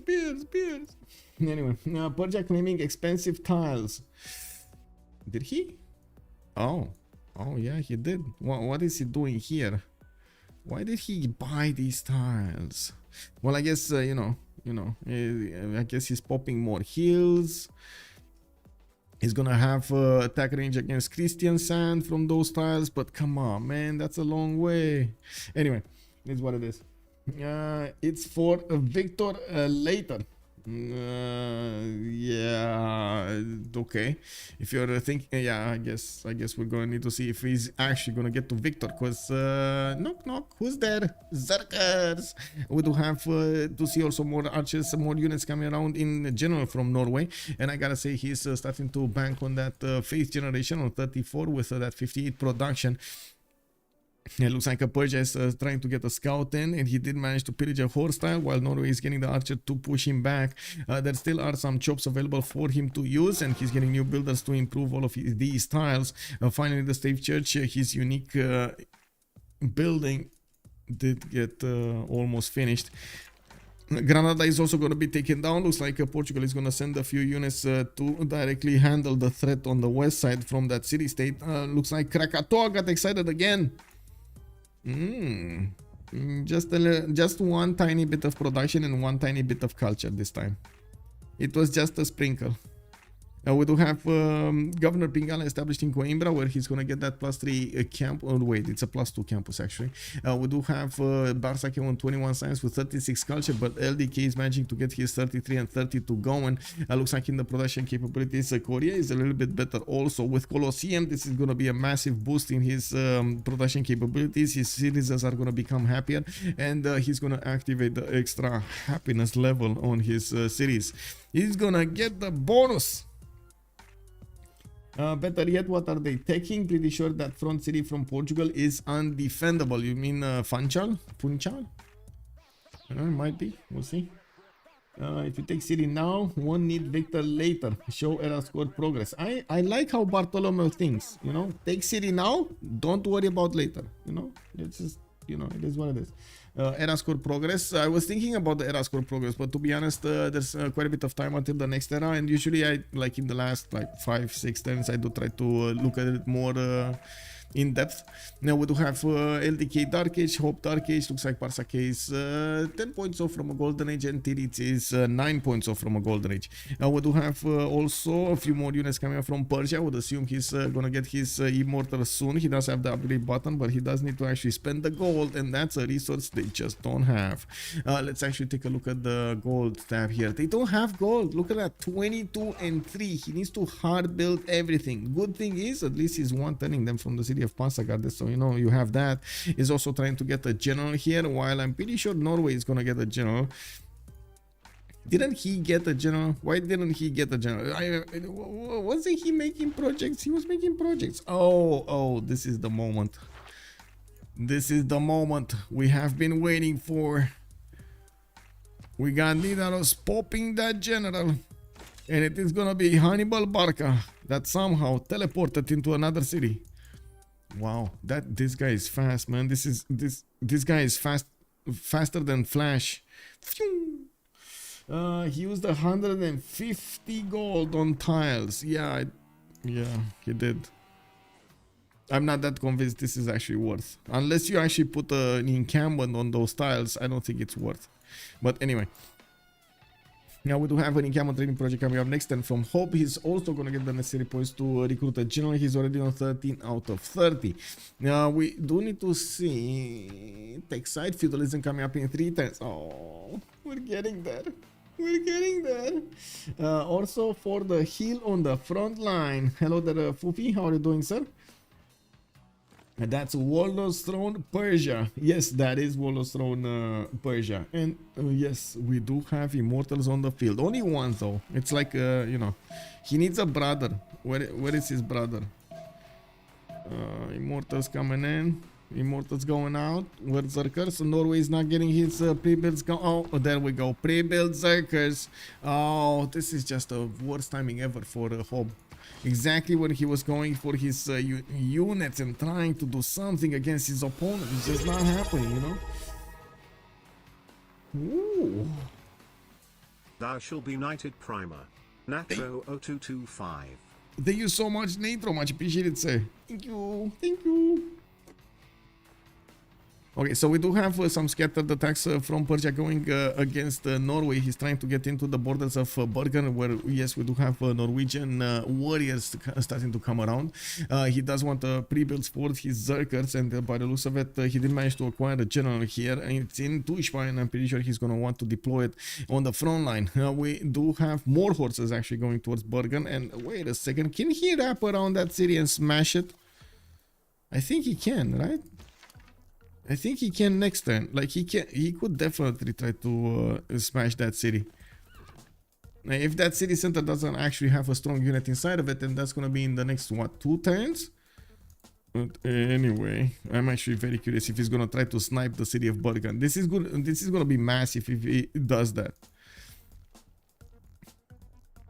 2 ring plus 2 double the third ring. This is a lot of gold. Yes, that is a lot of gold. Raise Bergen or keep Bergen? Raise Bergen, of course. What do you mean? No, take it down. Take it down. How could Titiits settle a city right in his face like this? You know, how could he? We do have safe churches coming around from his other cities, and it looks like Titiits did arrive at 50 faith a turn with 68 production. Definitely stronger than Hobbb's abilities. So we do have the Colosseum has finished over here, and Bartsake has started actually Stonehenge by the looks of it. He's going to get a religion of his own. With Dago getting some horses out, looks like Portugal is trying his luck to pillage some of these tiles, and LDK is going to want to push back that Bartsakean unit. We do have also new horses coming out from here, the capital, a new wave of builders. This is starting to be the feudalism timing, and I gotta say LDK over here did kind of explode with his science and culture. 52 and 49. He is definitely seeming ahead of Bartsake at this moment in time. The gold, not so much, and that's the problem that they're going to need to solve. They do have only 6 gold a turn here for LDK. He can't really field an army, you know, can't really field an army. Granada has been taken down. Portugal gets another city, 2, 4, 6 cities for him, and I do see he's again to use Moksha with Magnus and Pingala as governors, and while we do have Li Yang with nothing, with Magnus, Li Yang and Magnus only on Korea.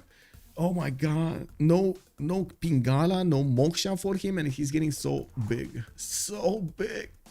Anyway, he's big. Yeah, he's big. Oh, he missed his shot over here. Hope did not get the attack on Bergen, and by the looks of it, the Hobbian units are gonna need to take care of the walls. I'm pretty sure Titiits is gonna manage to get his Zerkers before this attack is over.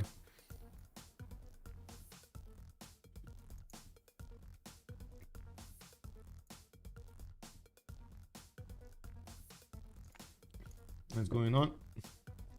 City walls inbound. Yes, Stonehenge. Portugal wants a religion. It's more for the golden actually, and if it does manage to wait, potential stream drop on YouTube side. With you have a second? Okay. Oh, I'm sorry. Is everything good on YouTube over there? Hello, YouTube chat.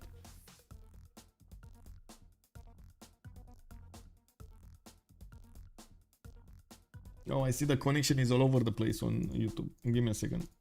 I don't know what's going on. Anyway,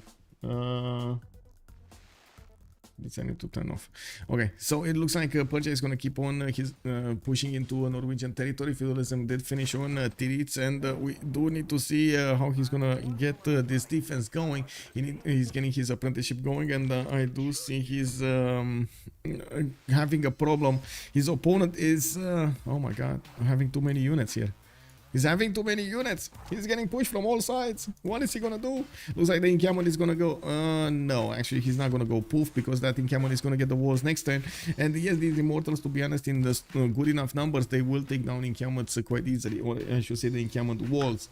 Let me see what's going on with this here. With this. It says an excellent connection. This is so weird, by the way. I don't like this, but it is what it is. It's fixed. It's fixed. Okay. Thank you. Thank you, phone. Wait, what is that? Okay, never mind. So how do I pronounce your name? Is it phone Hohenheim? Is it like that? Anyway, it is what it is. Now we do have to take a look also at the timer here. We still have quite a few more turns until the next era, and it does look like we're gonna have units from Korea trying to see exactly how Portugal is gonna try to defend himself. A few horses are bearing down on the city of Funchal. I do notice he didn't put down an encampment to get a general yet, but he does still have quite a few turns. We do have new settlers coming around from his cities to keep on expanding his empire. He already has an advantage on Bartsake. He's gonna need to sediment that, get more. We do have also new Hoseans coming up from his new cities, and looking at his gold situation, it's a dire problem. And 4 gold a turn is not enough. Hobbbbb over here is moving his immortals towards the front line and slowly picking and taking down the cities of Norway. We do see these berserkers did get revealed over here for the Norwegian units, and we don't see any one of them upgraded yet, but I'm pretty sure it's gonna happen. Victor is establishing in the city of Kristiansand, while we do have the Persian horses managing to get some more damage over here. Another mine and one of these pastures did get taken down. Oh, my phone is screaming. It's like, charge me. No more energy. Anyway, first Berserker is gonna come out next time from Kristiansand. Yes, he does have a level 2 archer over there, which is very strong. 39 damage against the horse, 34. We do need to see if the Persian Immortals are actually gonna manage to trade punches with the Berserkers and come out on top. Usually, of course, the Berserkers should be stronger than them, especially on attack. Now we do have the first encampment coming up from Daegu. It looks like LDK is gonna need to get a few more builders going. I'm pretty sure these are feudalism builders. He did manage to arrive at 80 production, which I gotta say I like. I do see also he's going for crossbows and stirrups coming up in 3 turns, civil service in 2, so he can get the extra +5 on his units. You can easily see that everybody in the game is actually going for the civil service timing, because especially military alliances are extremely important in these types of games. We do need to see also if Persia is going to want to sacrifice some of his units, especially the horses, to take down these archers, which are going to be a problem later on. But no, he's actually going to attack into the city center. Why didn't he go for the double attack? You know, might as well go the full 9 yards if it is what it is, you know. We do have also new monuments coming up from Bergen. Interesting that he actually stopped for a while to get the get these going. And I do see, wait, what happened? Close enough is Herdenheim. Oh, Herdenheim. Okay. Hohenheim. Oh, it's without an H. I see. Thank you, sir. Hohenheim. It's. I gotta say, this is challenging me. This is. I mean, you might be used to it, but it is challenging me. Ooh, we got 5 gifted subs, anonymous gifter. Ooh, let me give you a hug. Thank you so much for the 5 gifted subs. We got Seb, we got Leo, we got Delot, we got 5 second energy, and Scribo 69. Hello there, sir. And Delot, good evening, good day, sir. Good day.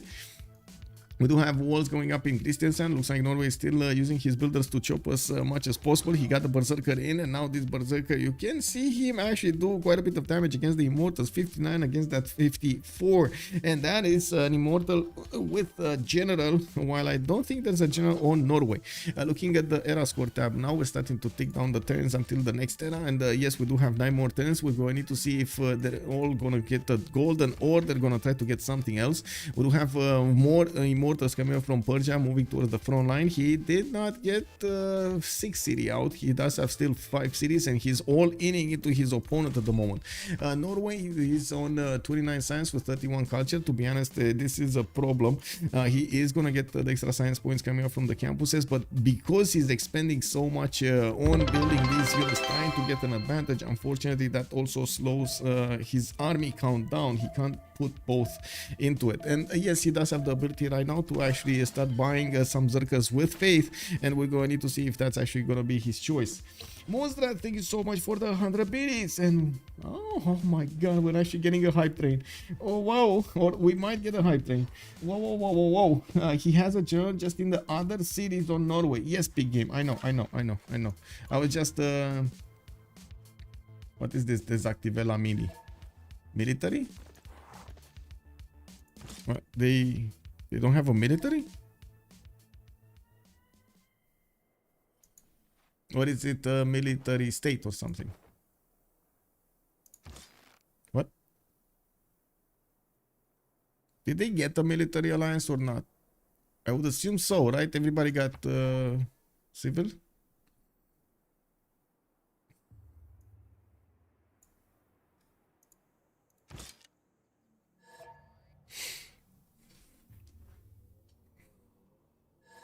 I don't see it on either side. I don't see Norway having military alliance, and I don't see his opponent having military alliance. And I'm pretty sure they got the military alliances. But they're talking about something else anyway. Oh wait, you can't make a military alliance? Wait, you can't make... Guys, he disabled military alliance. Oh my god. Wait, is that the rule? Is that the rule? Alliances are disabled altogether? There's nothing? Can you show Norway's religious beliefs? Yes. Feed the world with Defender of the Faith. And of course he did get initiation rights as a Pantheon, so he's getting more faith from building units. He's not really building units though. Alliances are disabled in the settings. Oh. Nani? What is this and why is this happening? Oh my god. Territorial victories. Wait. Conquest, it's enabled. What do you mean?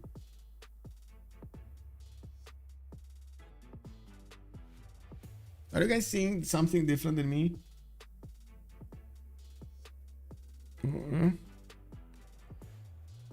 Anyway.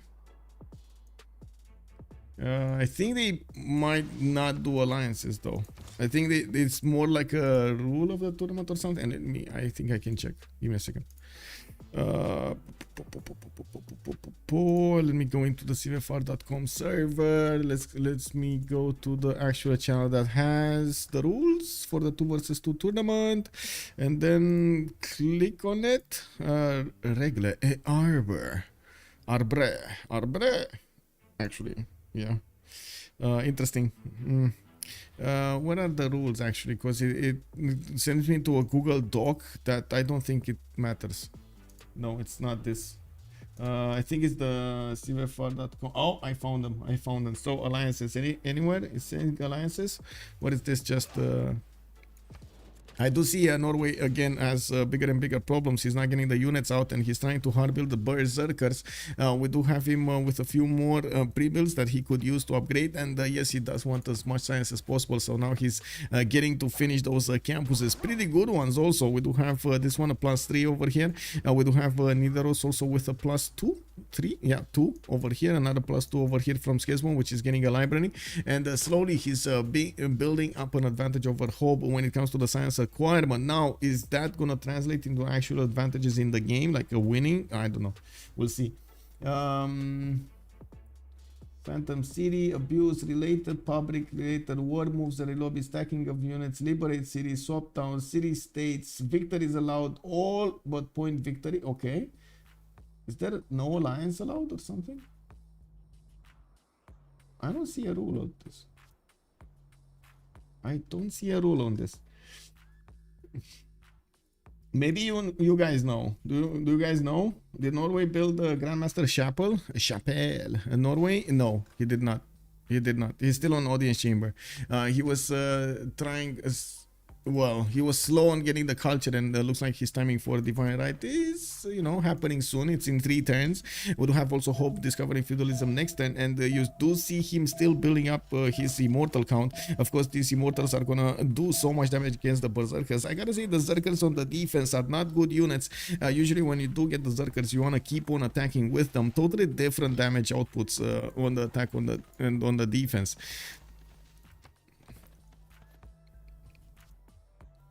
We do have Korea actually just making a semicircle of units around Portugal cities, and I do see Portugal did manage to recruit a general and did get his pre-builds for possible knights. I would imagine he's gonna try to get some sort of aggression over here going against Korea. This is gonna be dangerous for their opponent's economy.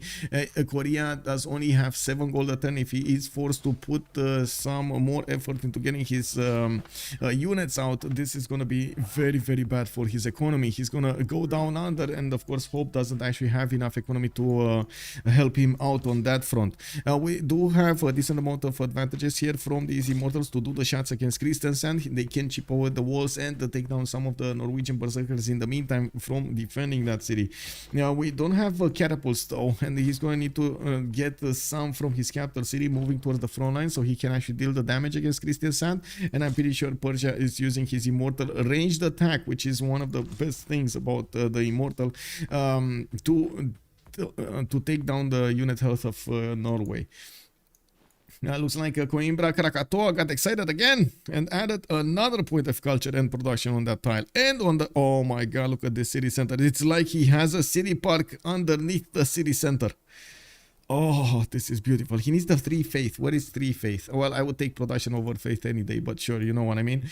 We got the new heavy chariots coming out from Portugal and hard building knights. We do have in total 1, 2, 3, 4, 5, and he does have 2 generals. Wait, does that mean Korea is not going to get the general? I do see him getting in camel training projects, but I think, yeah, we went past these first 4 great generals. Yeah, wait, whistle banking? Oh, yeah.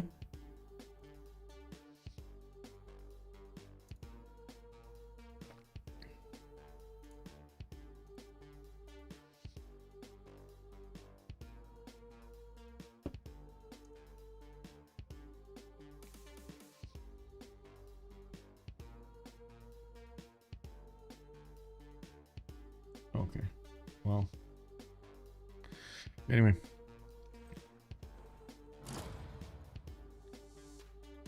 I'm sorry, got distracted by an email over there. Anyway, we do have Persia still getting onto the front line. The Norwegian berserkers are starting to move also from the east, and as you can see, he's chopping a few more.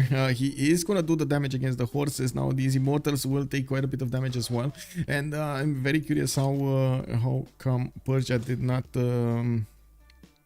I would say do this attack earlier.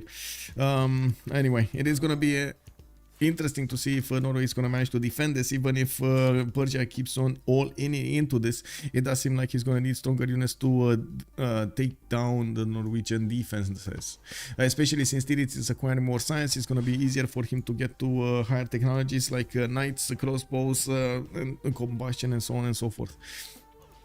Combustion, ballistics first and then combustion. We do have horses, more horses and more knights coming around. We finally upgraded in the cities of Bartsake. He doesn't have a problem with the gold. He's also on 40 science and 58 culture, 311 gold in the bank and 83 per turn. We do have him with a good potential to actually upgrade some courses as well if he does manage to get to castles. He's now on machinery in 5 turns and getting mercenaries next turn, so I'm pretty sure he's going to want to wait for that half cost card so he can get as many as possible. And then attack Korea. This might be the end of Korea. He just doesn't have the gold. Like, if he would have had the gold, I totally would have gotten it. It's fine, it should be fine. But LDK over here is gonna require so much gold to actually defend against this. And I do see that he does only have some horses around. He's getting construction, military engineering, and I'm pretty sure he's also gonna go for coursers here in the meantime, castles, while he's discovering medieval fairs. I do also notice he got Hildegard of Bingen, which is not useful at all on his civilization. Another in-camp obtaining project coming out from Daegu. This is gonna be a problem because Portugal's attack will come soon, while he still needs to get a general. Korea slowly gaining through those. Let me put back the chat over here. Give me a second. This game isn't going till democracy. Hot take. Yeah, big game. Yeah. And also, Rambling Man, good evening, sir. There is so much space left on the map. I know it's only like 1050, but still, yeah, that is true. Yeah, there's so much space. That is so true. Anyway, we do have crossbows also coming around, and finally the catapult is gonna get into range to shoot down the walls of Christian Sand. I'm pretty sure with crossbows he's gonna do more damage against these Zerkers, and yes, he can still use his ranged attack from the Immortals to do the necessary remaining damage. His cities got almost fully converted by the religion of his opponent, while Norway did choose to go for Defender of the Faith. He's not getting any more points from that. Itinerant Preachers with All War Wonders provide him +6 faith on Portugal. Interesting choice. I would have expected the Zen meditation here, but you know, you do what you want. Now we do have him needing to upgrade one of his units on the east, and I'm pretty sure he does have the gold and he does have the cards. It's just a matter of him clicking the buttons to start this up. We do have him also with already the generals on the front line, and of course you do see the damage difference between the knights and the horse. It's definitely an advantage on the knight going against the horse of Korea. Now there is a diplomatic order coming up from Sangju. LDK is going to move to the south with another settler, and I do see him hard building crossbows, but it takes him such a long time, 7 turns to get it from that city center. We do have also 4 more turns until the next era, and we do need to see in the army, in the era score trap, what's gonna happen. LDK is 4 points off. We do have Hobbbbb also 7 points off the golden age. They might not get it. They might not get it. We do have Bartsake also with securing his golden age, and Titiits did manage to secure his golden age. Attacks go off. The catapult starts to take down the walls of Christian Sand, and yes, the Immortals are getting into position from the north as well as the southwest. They can't get through the river, and that might be a problem, but he does have 1 Immortal over there that can do direct damage against the city center. There's a level 2 crossbow upgraded also in the city of Kristiansand, which is going to do so much damage on return. We do have him with the arrow storm promotion and volley, an extra plus 12 on his side. New Immortals are coming out from the cities of Persia, and I do see he's getting some heavy chariots, but I do feel like this is a dream of his to get some upgrades from these heavy chariots into knights. That is way past what he can actually afford to upgrade. Wouldn't they go fascism anyways if the game did make it that far? Yeah, probably. Also, hot take, religious victory before democracy. Oh, that would be fun. Yeah, that would be fun. Dream of his. Yeah, I mean, isn't it a dream of his? Usually you go fascism, build a building in the government plaza, and go democracy, except if you're in full war. Yeah. Okay, the attack has started. Portugal is actually going to push towards the city of Daegu. We do have Fez still being kept by the Korean Empire, and of course there is a secondary attack that could go directly in Gwangju. He just gathered all of the units of Korea to defend the city of Daegu, while he might actually apply the secondary attack directly against Gwangju, giving him a direct attack towards the capital city of Korea also.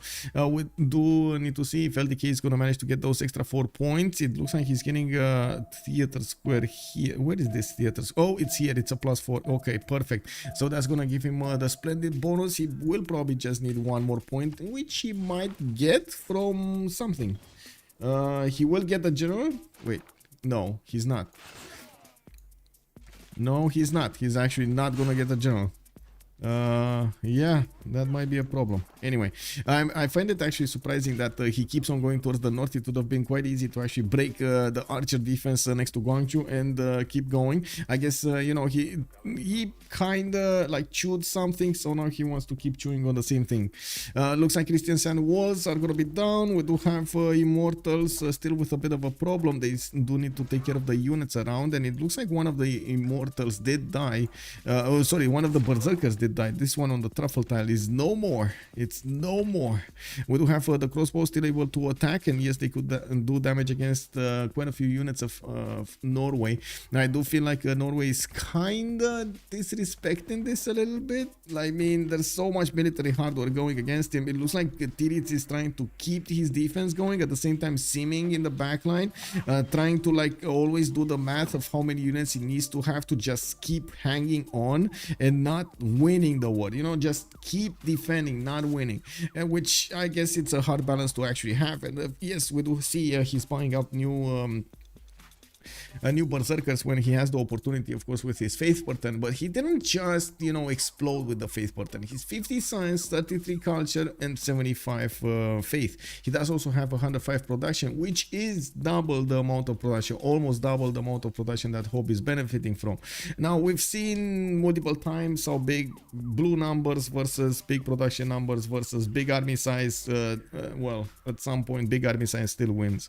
So we're going to need to see if that's actually going to be one of these cases, because we do have Hobbbbb on 386 military, Titiits is 313 right now, and he's in danger of losing a lot more of his units. There we go. One of his horses just got taken care of. Another one of the horses here will die. There we go. Another one died. So 2 horses for 1 unit. That's not a good trade on Norway. New crossbows are also coming around, and as you can see, the catapult has been taken care of, but it's fine. The catapult did its job, and now the walls are down entirely. There is also a possibility for Persia to start hitting the city center directly with these immortals. He needs to be careful not to lose them. It looks like also the Zerkers are moving forward with the help of crossbows. They're doing quite a bit of damage, but ooh, that one stayed alive. Even the scout died into the Zerker. Oh my god. Anyway, it's good that these immortals have ranged units attacks, and as you can see, that's exactly what he's doing. And we do have Norway also chopping around one of his crossbows here from the city of Bergen, and it looks like Christiansand, for a while at least, it's going to be safe. I'm actually curious if again Persia is going to focus down on the units or do something else. Now we will have a pause after the Congress is going to be started up, so we let them choose the points. It's going to be a 2-minute pause, and we're going to need to see if they're actually going to have an important decision to make over there. Now it looks like Titiits and Bartsake are both going for printing. Mercenaries coming up in 2 turns from Titiits, while Hobbbbb is also going to get his mercenaries in 2 turns. Looks like gunpowder coming up from LDK in 2, and yes, he does have a few crossbows and archers that he could upgrade. Does he have the money? And where's the money? We do have him with 219 gold in the bank. And well, Bartsake still has free reign. He doesn't know about this, but he has a free attack on an archer, a pre-built Hawacha, and another crossbow. Oh my. Like, he could neuter Korea's Hawacha push here, or I should say defense here. No, he's not. He's fully focused on taking out Daegu, and to be honest, that city already got walls. You gotta get out of there, man. I mean, sure, pillage the tiles, pillage the C1 if you have the time, but yeah, just get out. You got the promotions, GTFO, man. Daegu is full pillaged. Not yet, but yeah, it might be full pillaged soon. Oh, wait, did LDK just... Wow, he just revealed his crossbows. Okay, and his archer. He's a weak archer. Anyway, let's see on the other side. Well, to be honest, looks like Norway is winning. And if Norway wins this is game over for Hobbbbb. This is actually game over for Hobbbbb. Like, we're talking about Titiits already having much better flexibility when it comes to creating a bigger empire. The stats of Hobbbbb are on 21. He's not acquiring that many more. The difference between him and the science tree is getting bigger and bigger, and I'm pretty sure Titiits later on in the game is just going to get to settle more cities and going to get more production. The fact that he does have a working... Oh, wow, I say he has a working economy and he's on -8, but anyway, he has Bartsake to rely on when it comes to his economy. It's going to be very good for him. Now, we will need to see when Norway is going to manage to get a technology that could take on Persia and start to take down cities through his cities. It looks like the Zerkers with some crossbow support were just enough to help him take care of the Persian incursion. Rapa Nui stole a settler? Oh my god.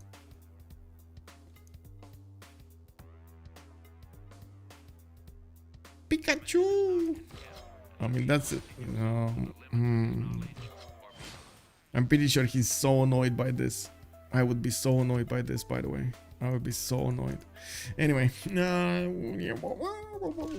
Portugal, I see Korea deploying some knights to defend his crossbows. Gunpowder next turn, mercenaries next turn. It's gonna take him a while to plug in the cards. We do have Portugal also getting a few crossbows here, but not really pushing it in. As in, he's not really doing the damage and taking down the Korean units entirely. Anyway, intelligence agency coming out from the Wawa city, from the capital city of Korea. And yes, finally we do have some attacks here from Portugal. 2 minutes as a pause, and we're gonna come back to see what the players will do after this.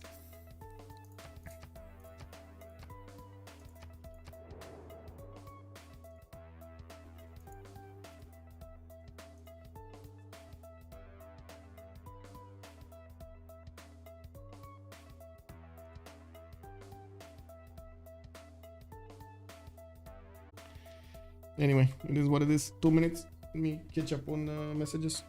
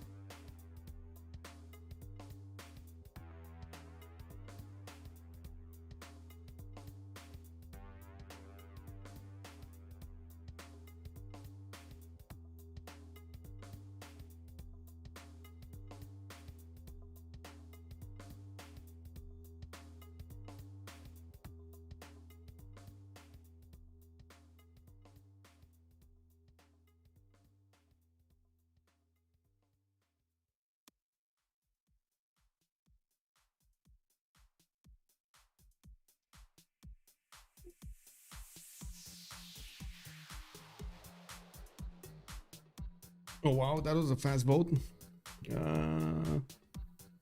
See, Rapano installed a settler. Oh, so by the way, thank you so much for pointing out that Rapano did actually indeed steal a settler. Let's actually see what's going on here. Portugal getting this going. I do want to double check the live stream on. Okay, now it's excellent. YouTube, can you give me some feedback? It's all going. It's all working fine.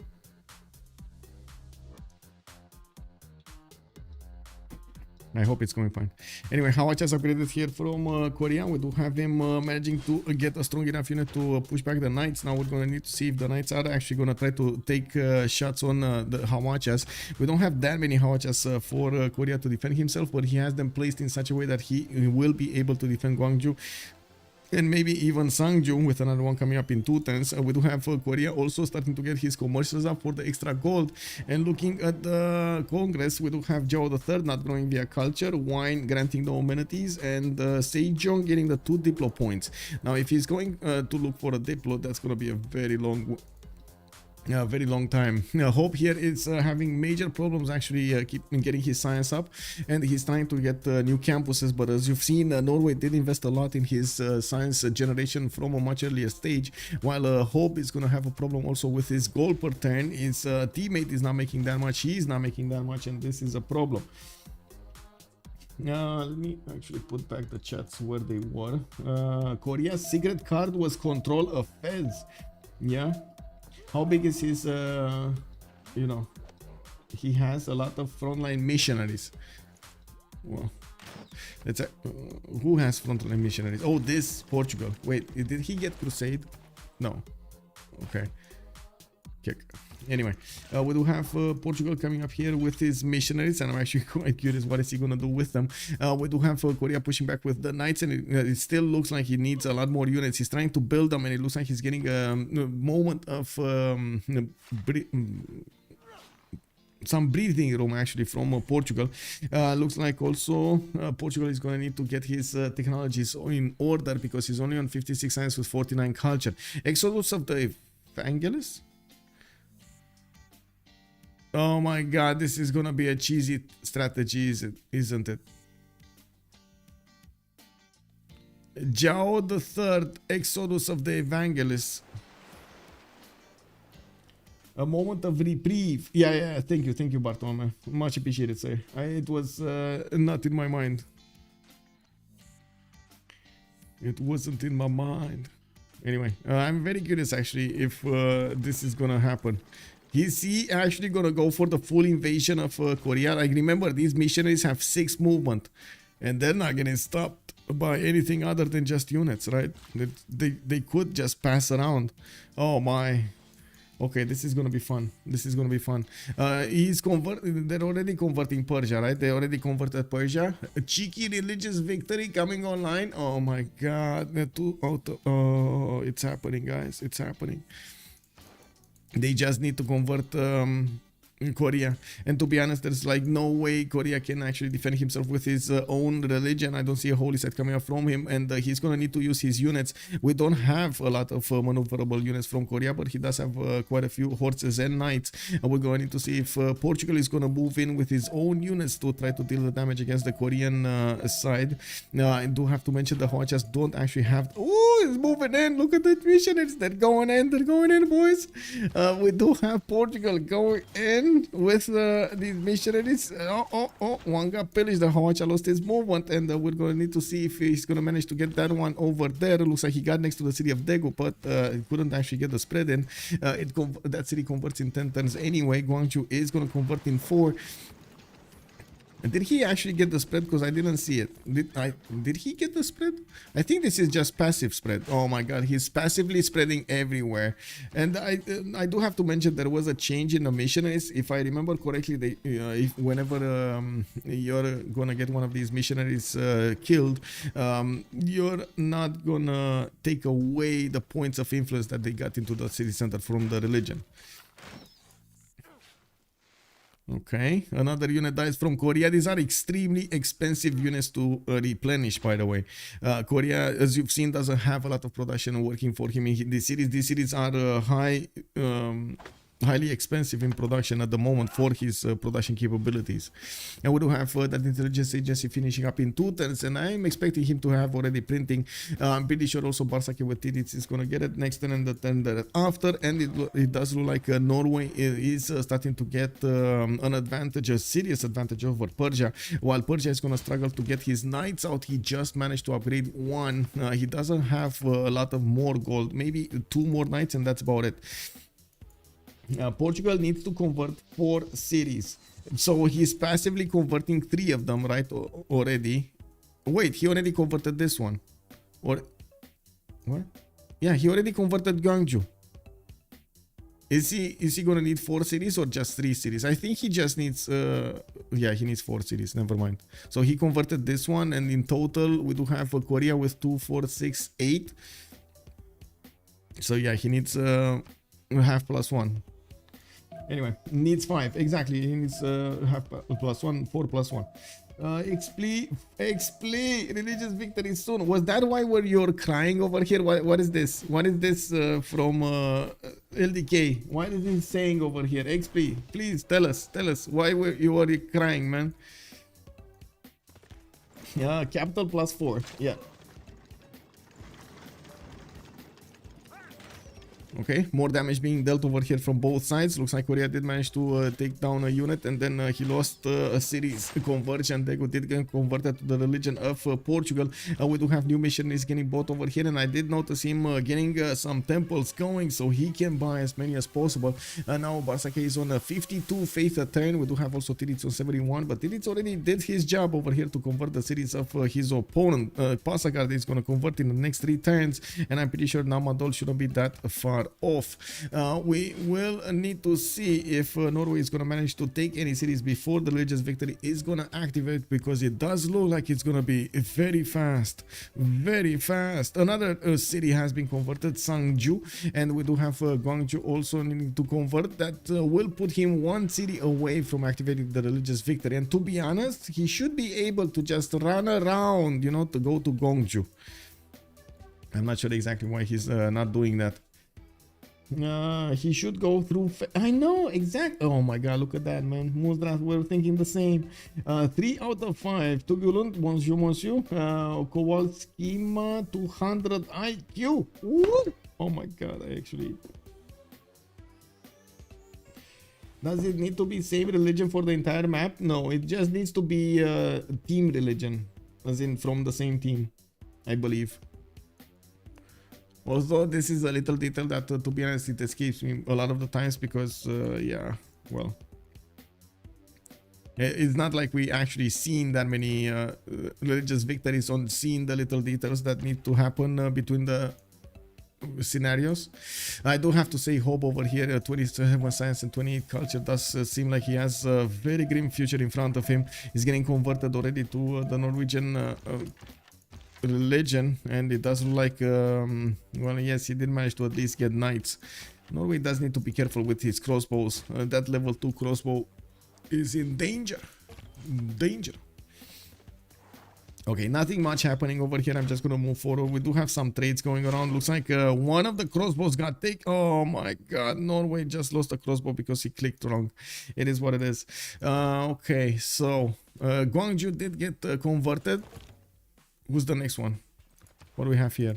This is just passive conversion. This is just so icky. Titiits is saying it's putting a pause. Wait, did he get a 4th city? A 5th city?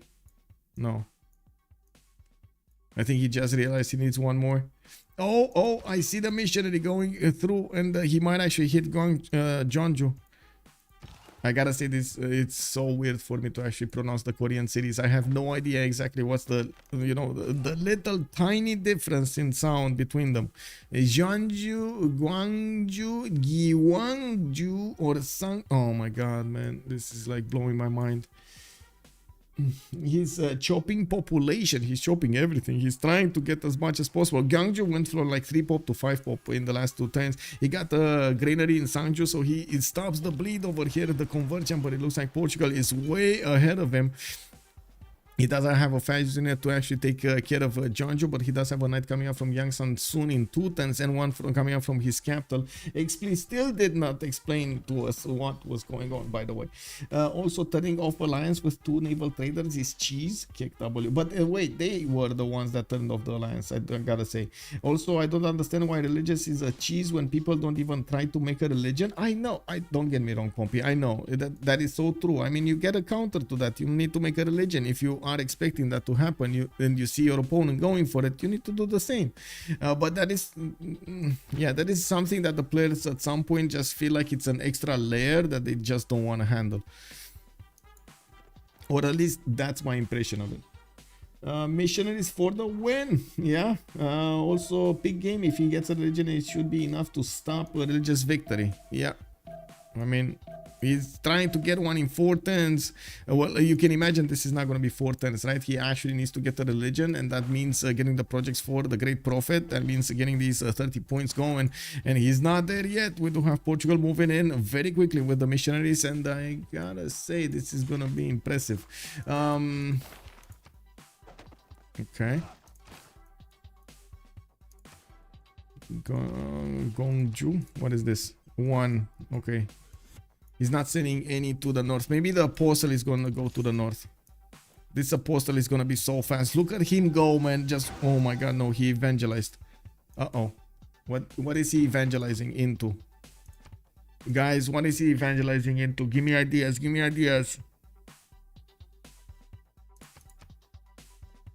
Anybody? Anybody? Zeal? I mean, yeah. Can he do zeal and this itinerary preachers at the same time? Because that's broken. No, he got pilgrimage. He got a 2 faith. Okay. Yeah, he didn't do zeal. I was thinking zeal is the movement one. Yeah. A passive spread from itinerant preachers is really strong. Even having a religion won't be enough to defend. Tugulant is mentioning. Yeah, but if you do manage to get some faith generation going, you actually have the ability to get some units to counter the spread of religion. I think that's more what he was saying, not anything else. Yeah, the one where you defend enemy spreads a religion. Anyway, let's see what's going on here. Looks like again Norway is getting pushed by Persia. Persia is trying his luck another time. We do have the Wonder. Oh, he killed the Marstyle. That's why he wanted to kill the Marstyle. Okay. We do have Tarsus here getting new traders, and I do see he does have new immortals also coming out from his city. His intelligence agency finishing up in 5 turns from Pasakade, while he did manage to recruit another general El Cid in the city of Tushpa. We do have also new berserkers coming around from the cities of Norway, getting his production capabilities up, putting the first industrial zone down here from Sketsmo. We do have Titiits 99 production with 82 faith a turn. That's a pretty big. And I gotta say, I wasn't expecting this. Like Portugal with the holy victory against his opponent. We do have actually the pushback from Korea into the city of Funchal. Well, yes, Portugal is defending himself with a few units there. He's also retreating back in the borders of Funchal, so he's gonna be a bit fast on this. I do see Portuguese missionaries getting in through the south, and he will have a few turns to go. You can see how fast he's moving. This it does give him 6 movement. He's gonna get on that city next turn. Oh my god. I don't think he's gonna have enough movement to spread though. Oh, never mind. This city converts in 9 turns. I mean, the bigger the cities are, if he's not converting them back to another religion, the bigger the cities are. Actually, it's worse for Korea because there's like more pressure on his other cities. And he doesn't have Moksha. He doesn't have Moksha at all, so his cities are not getting defended. Oh well, it is what it is. 5 turns a project. Yeah. Korea with auto lose by projecting. Yeah. I mean, he's gonna try to chop it, right? I guess he's gonna try to chop. Is it gonna be enough? It should be enough. One single project should be enough. Anyway, we got Marco Polo appearing in the merchant screen. We got Korea on 2 great merchants. Persia is 36, Norway on 1. I'm pretty sure we did have a project here from Persia.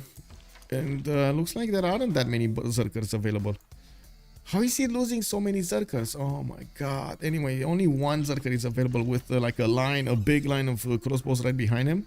We do have a few scattered horses which are gonna take the brunt of the damage here, and I do believe Persia at the moment is not really having the ability to push back into his neighbor. And we do have Hobbbbb also getting printing in barely 5 turns, and that definitely gives an advantage to Norway for a bit of time when he gets his intel on. We do have a new berserker bought in Christian Sand, and I would imagine he's gonna want to use that faith per turn to get more of these.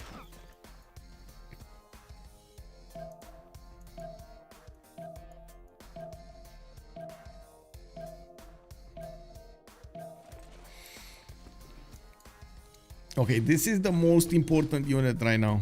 This one over here. I gotta say, this archer is gonna be Pikachu faced. Like, this archer is basically useless. It only has like 2 movement, and it can't really shoot down the missionary. I don't know how, but these Portuguese missionaries do have like evasion, just like in the Matrix. You can't really shoot them with arrows, you know, like they're evading everywhere.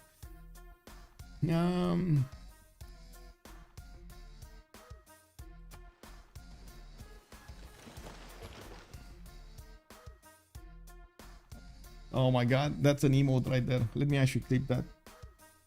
Let me clip that. Where is it? Clip, clip. I think I spent too much time thinking. Oh my god, oh my god. Anyway, let me see.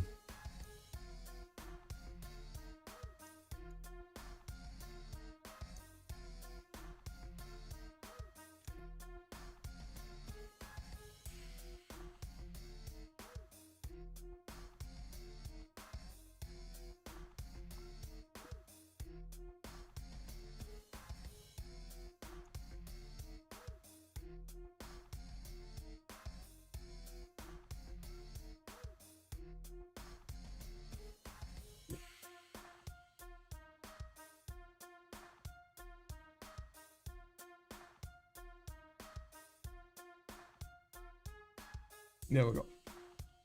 Got it. Okay, so what do we have here? Jeonju. We do have University in Yangsan.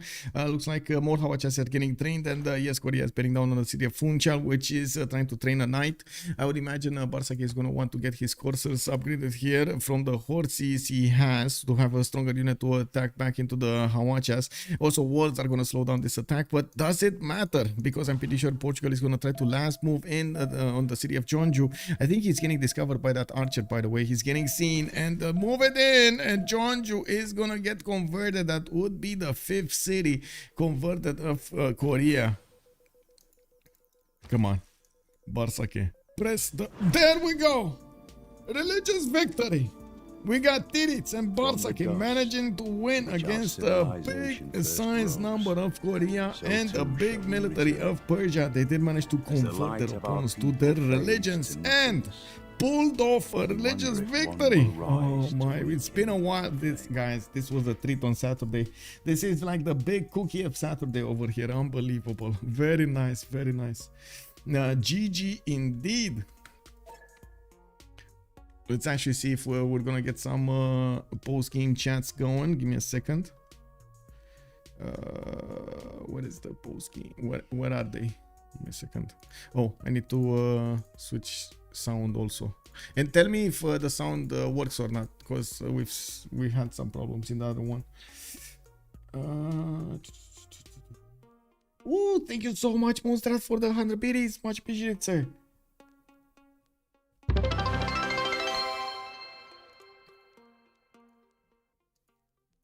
Took a while for excuse. Yeah, okay, let's go in. GG, well played. Bah ouais. Ce qui était drôle, tu sais ce que c'est qui était drôle, c'est qu'au moment où j'ai last move mes 3 missionnaires, je fais, mais il me dit, mais t'es con, tu vas te faire zoc. Je fais, comment ça? Comment ça on se fait zoc? Bah oui, on se zoc. Ah, tu savais pas? Non. Je savais pas quoi. J'étais dévasté, hein. À un tour près, je pense qu'on la perd pas cette game. Parce que là, j'ai genre ma religion qui vient d'arriver. Et je pense que je vais pouvoir. Ça va mettre un peu de temps, mais je vais réussir à reconvertir mes villes. Et je sais pas. Ah, tu me dire, je dis ça, mais. Ouais, je pense que même si tu reconvertis tes villes, t'es un peu dans la sauce. Hein. Ah, mais tu sais, je l'ai pas vu venir. Et j'étais en mode, mais je pense qu'on a gagné la game. Et j'étais en mode, c'est bon, tu vois. Voilà. Et là, je vois. Je pense que tu peux pas en faire plus, parce que sinon, on tombe en banqueroute. Hein. Ah ouais, non, mais c'était dur. Hein. Et en vrai, et ouais, les missionnaires, je les ai pas vu venir. Et quand je vois ça, je suis en mode, je crois qu'il nous passe une religieuse. Oups. Moi, j'ai perdu mon front, hein, donc. Ah ouais, putain. Et la masse d'arbres qu'ils ont up, bah c'est bien. La force du pic. Du double pic. Ouais. T'as une Wonder, Bart?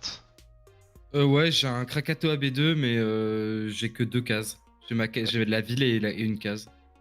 Ouais, parce qu'on s'est dit que ton pic... Ah, la science. Ouais, bah en fait, on s'est dit que ton pic, il pouvait avoir des problèmes d'âge d'or. Et je te vois pas sortir de galère premier âge. Je dis, bon, je crois qu'il avait une Wonder. Ouais. Mais je sais le Wonder. Ouais, en plus, bah oui, ça fait 6 points du coup. Ouais. Bien ça. Et ouais, on était... C'était chaud les golds après. Hein. Ouais, c'était cool. Mais c'était chaud. Quand tu viens avec tes chevaliers et ton général, bon. Ouais, le but c'était un peu de te faire chier pendant que je préparais les petits missionnaires. Ouais, bah je vois ça et c'était bien vu en vrai. Parce que t'as complètement détourné mon attention et j'y ai vraiment zéro pensé quoi. Et parce que là je pense que... En plus j'étais en mode ah ouf, je dis mec, ouf, il me fait mais je crois que la ville front c'est pour que tu l'apprennes et qu'il passe la religion. Bah... vraiment, tu défendais, t'as mis de ouais, t'es en mode te forcez pas, j'étais en mode bon bah ok. Si tu prends la ville, on perd la game. Ouais putain. Ah je suis un clown en vrai, j'aurais dû le voir. Yeah, I do have to ask, why not two encampments Persia rolling into Norway anyway? Because we need a bit of gold early game. Yeah. And even if I do that, you take initiation rights. Yeah. So perfect Pantheon. And I think I will just go IRL myself and you will see him and with money chop everything to defend.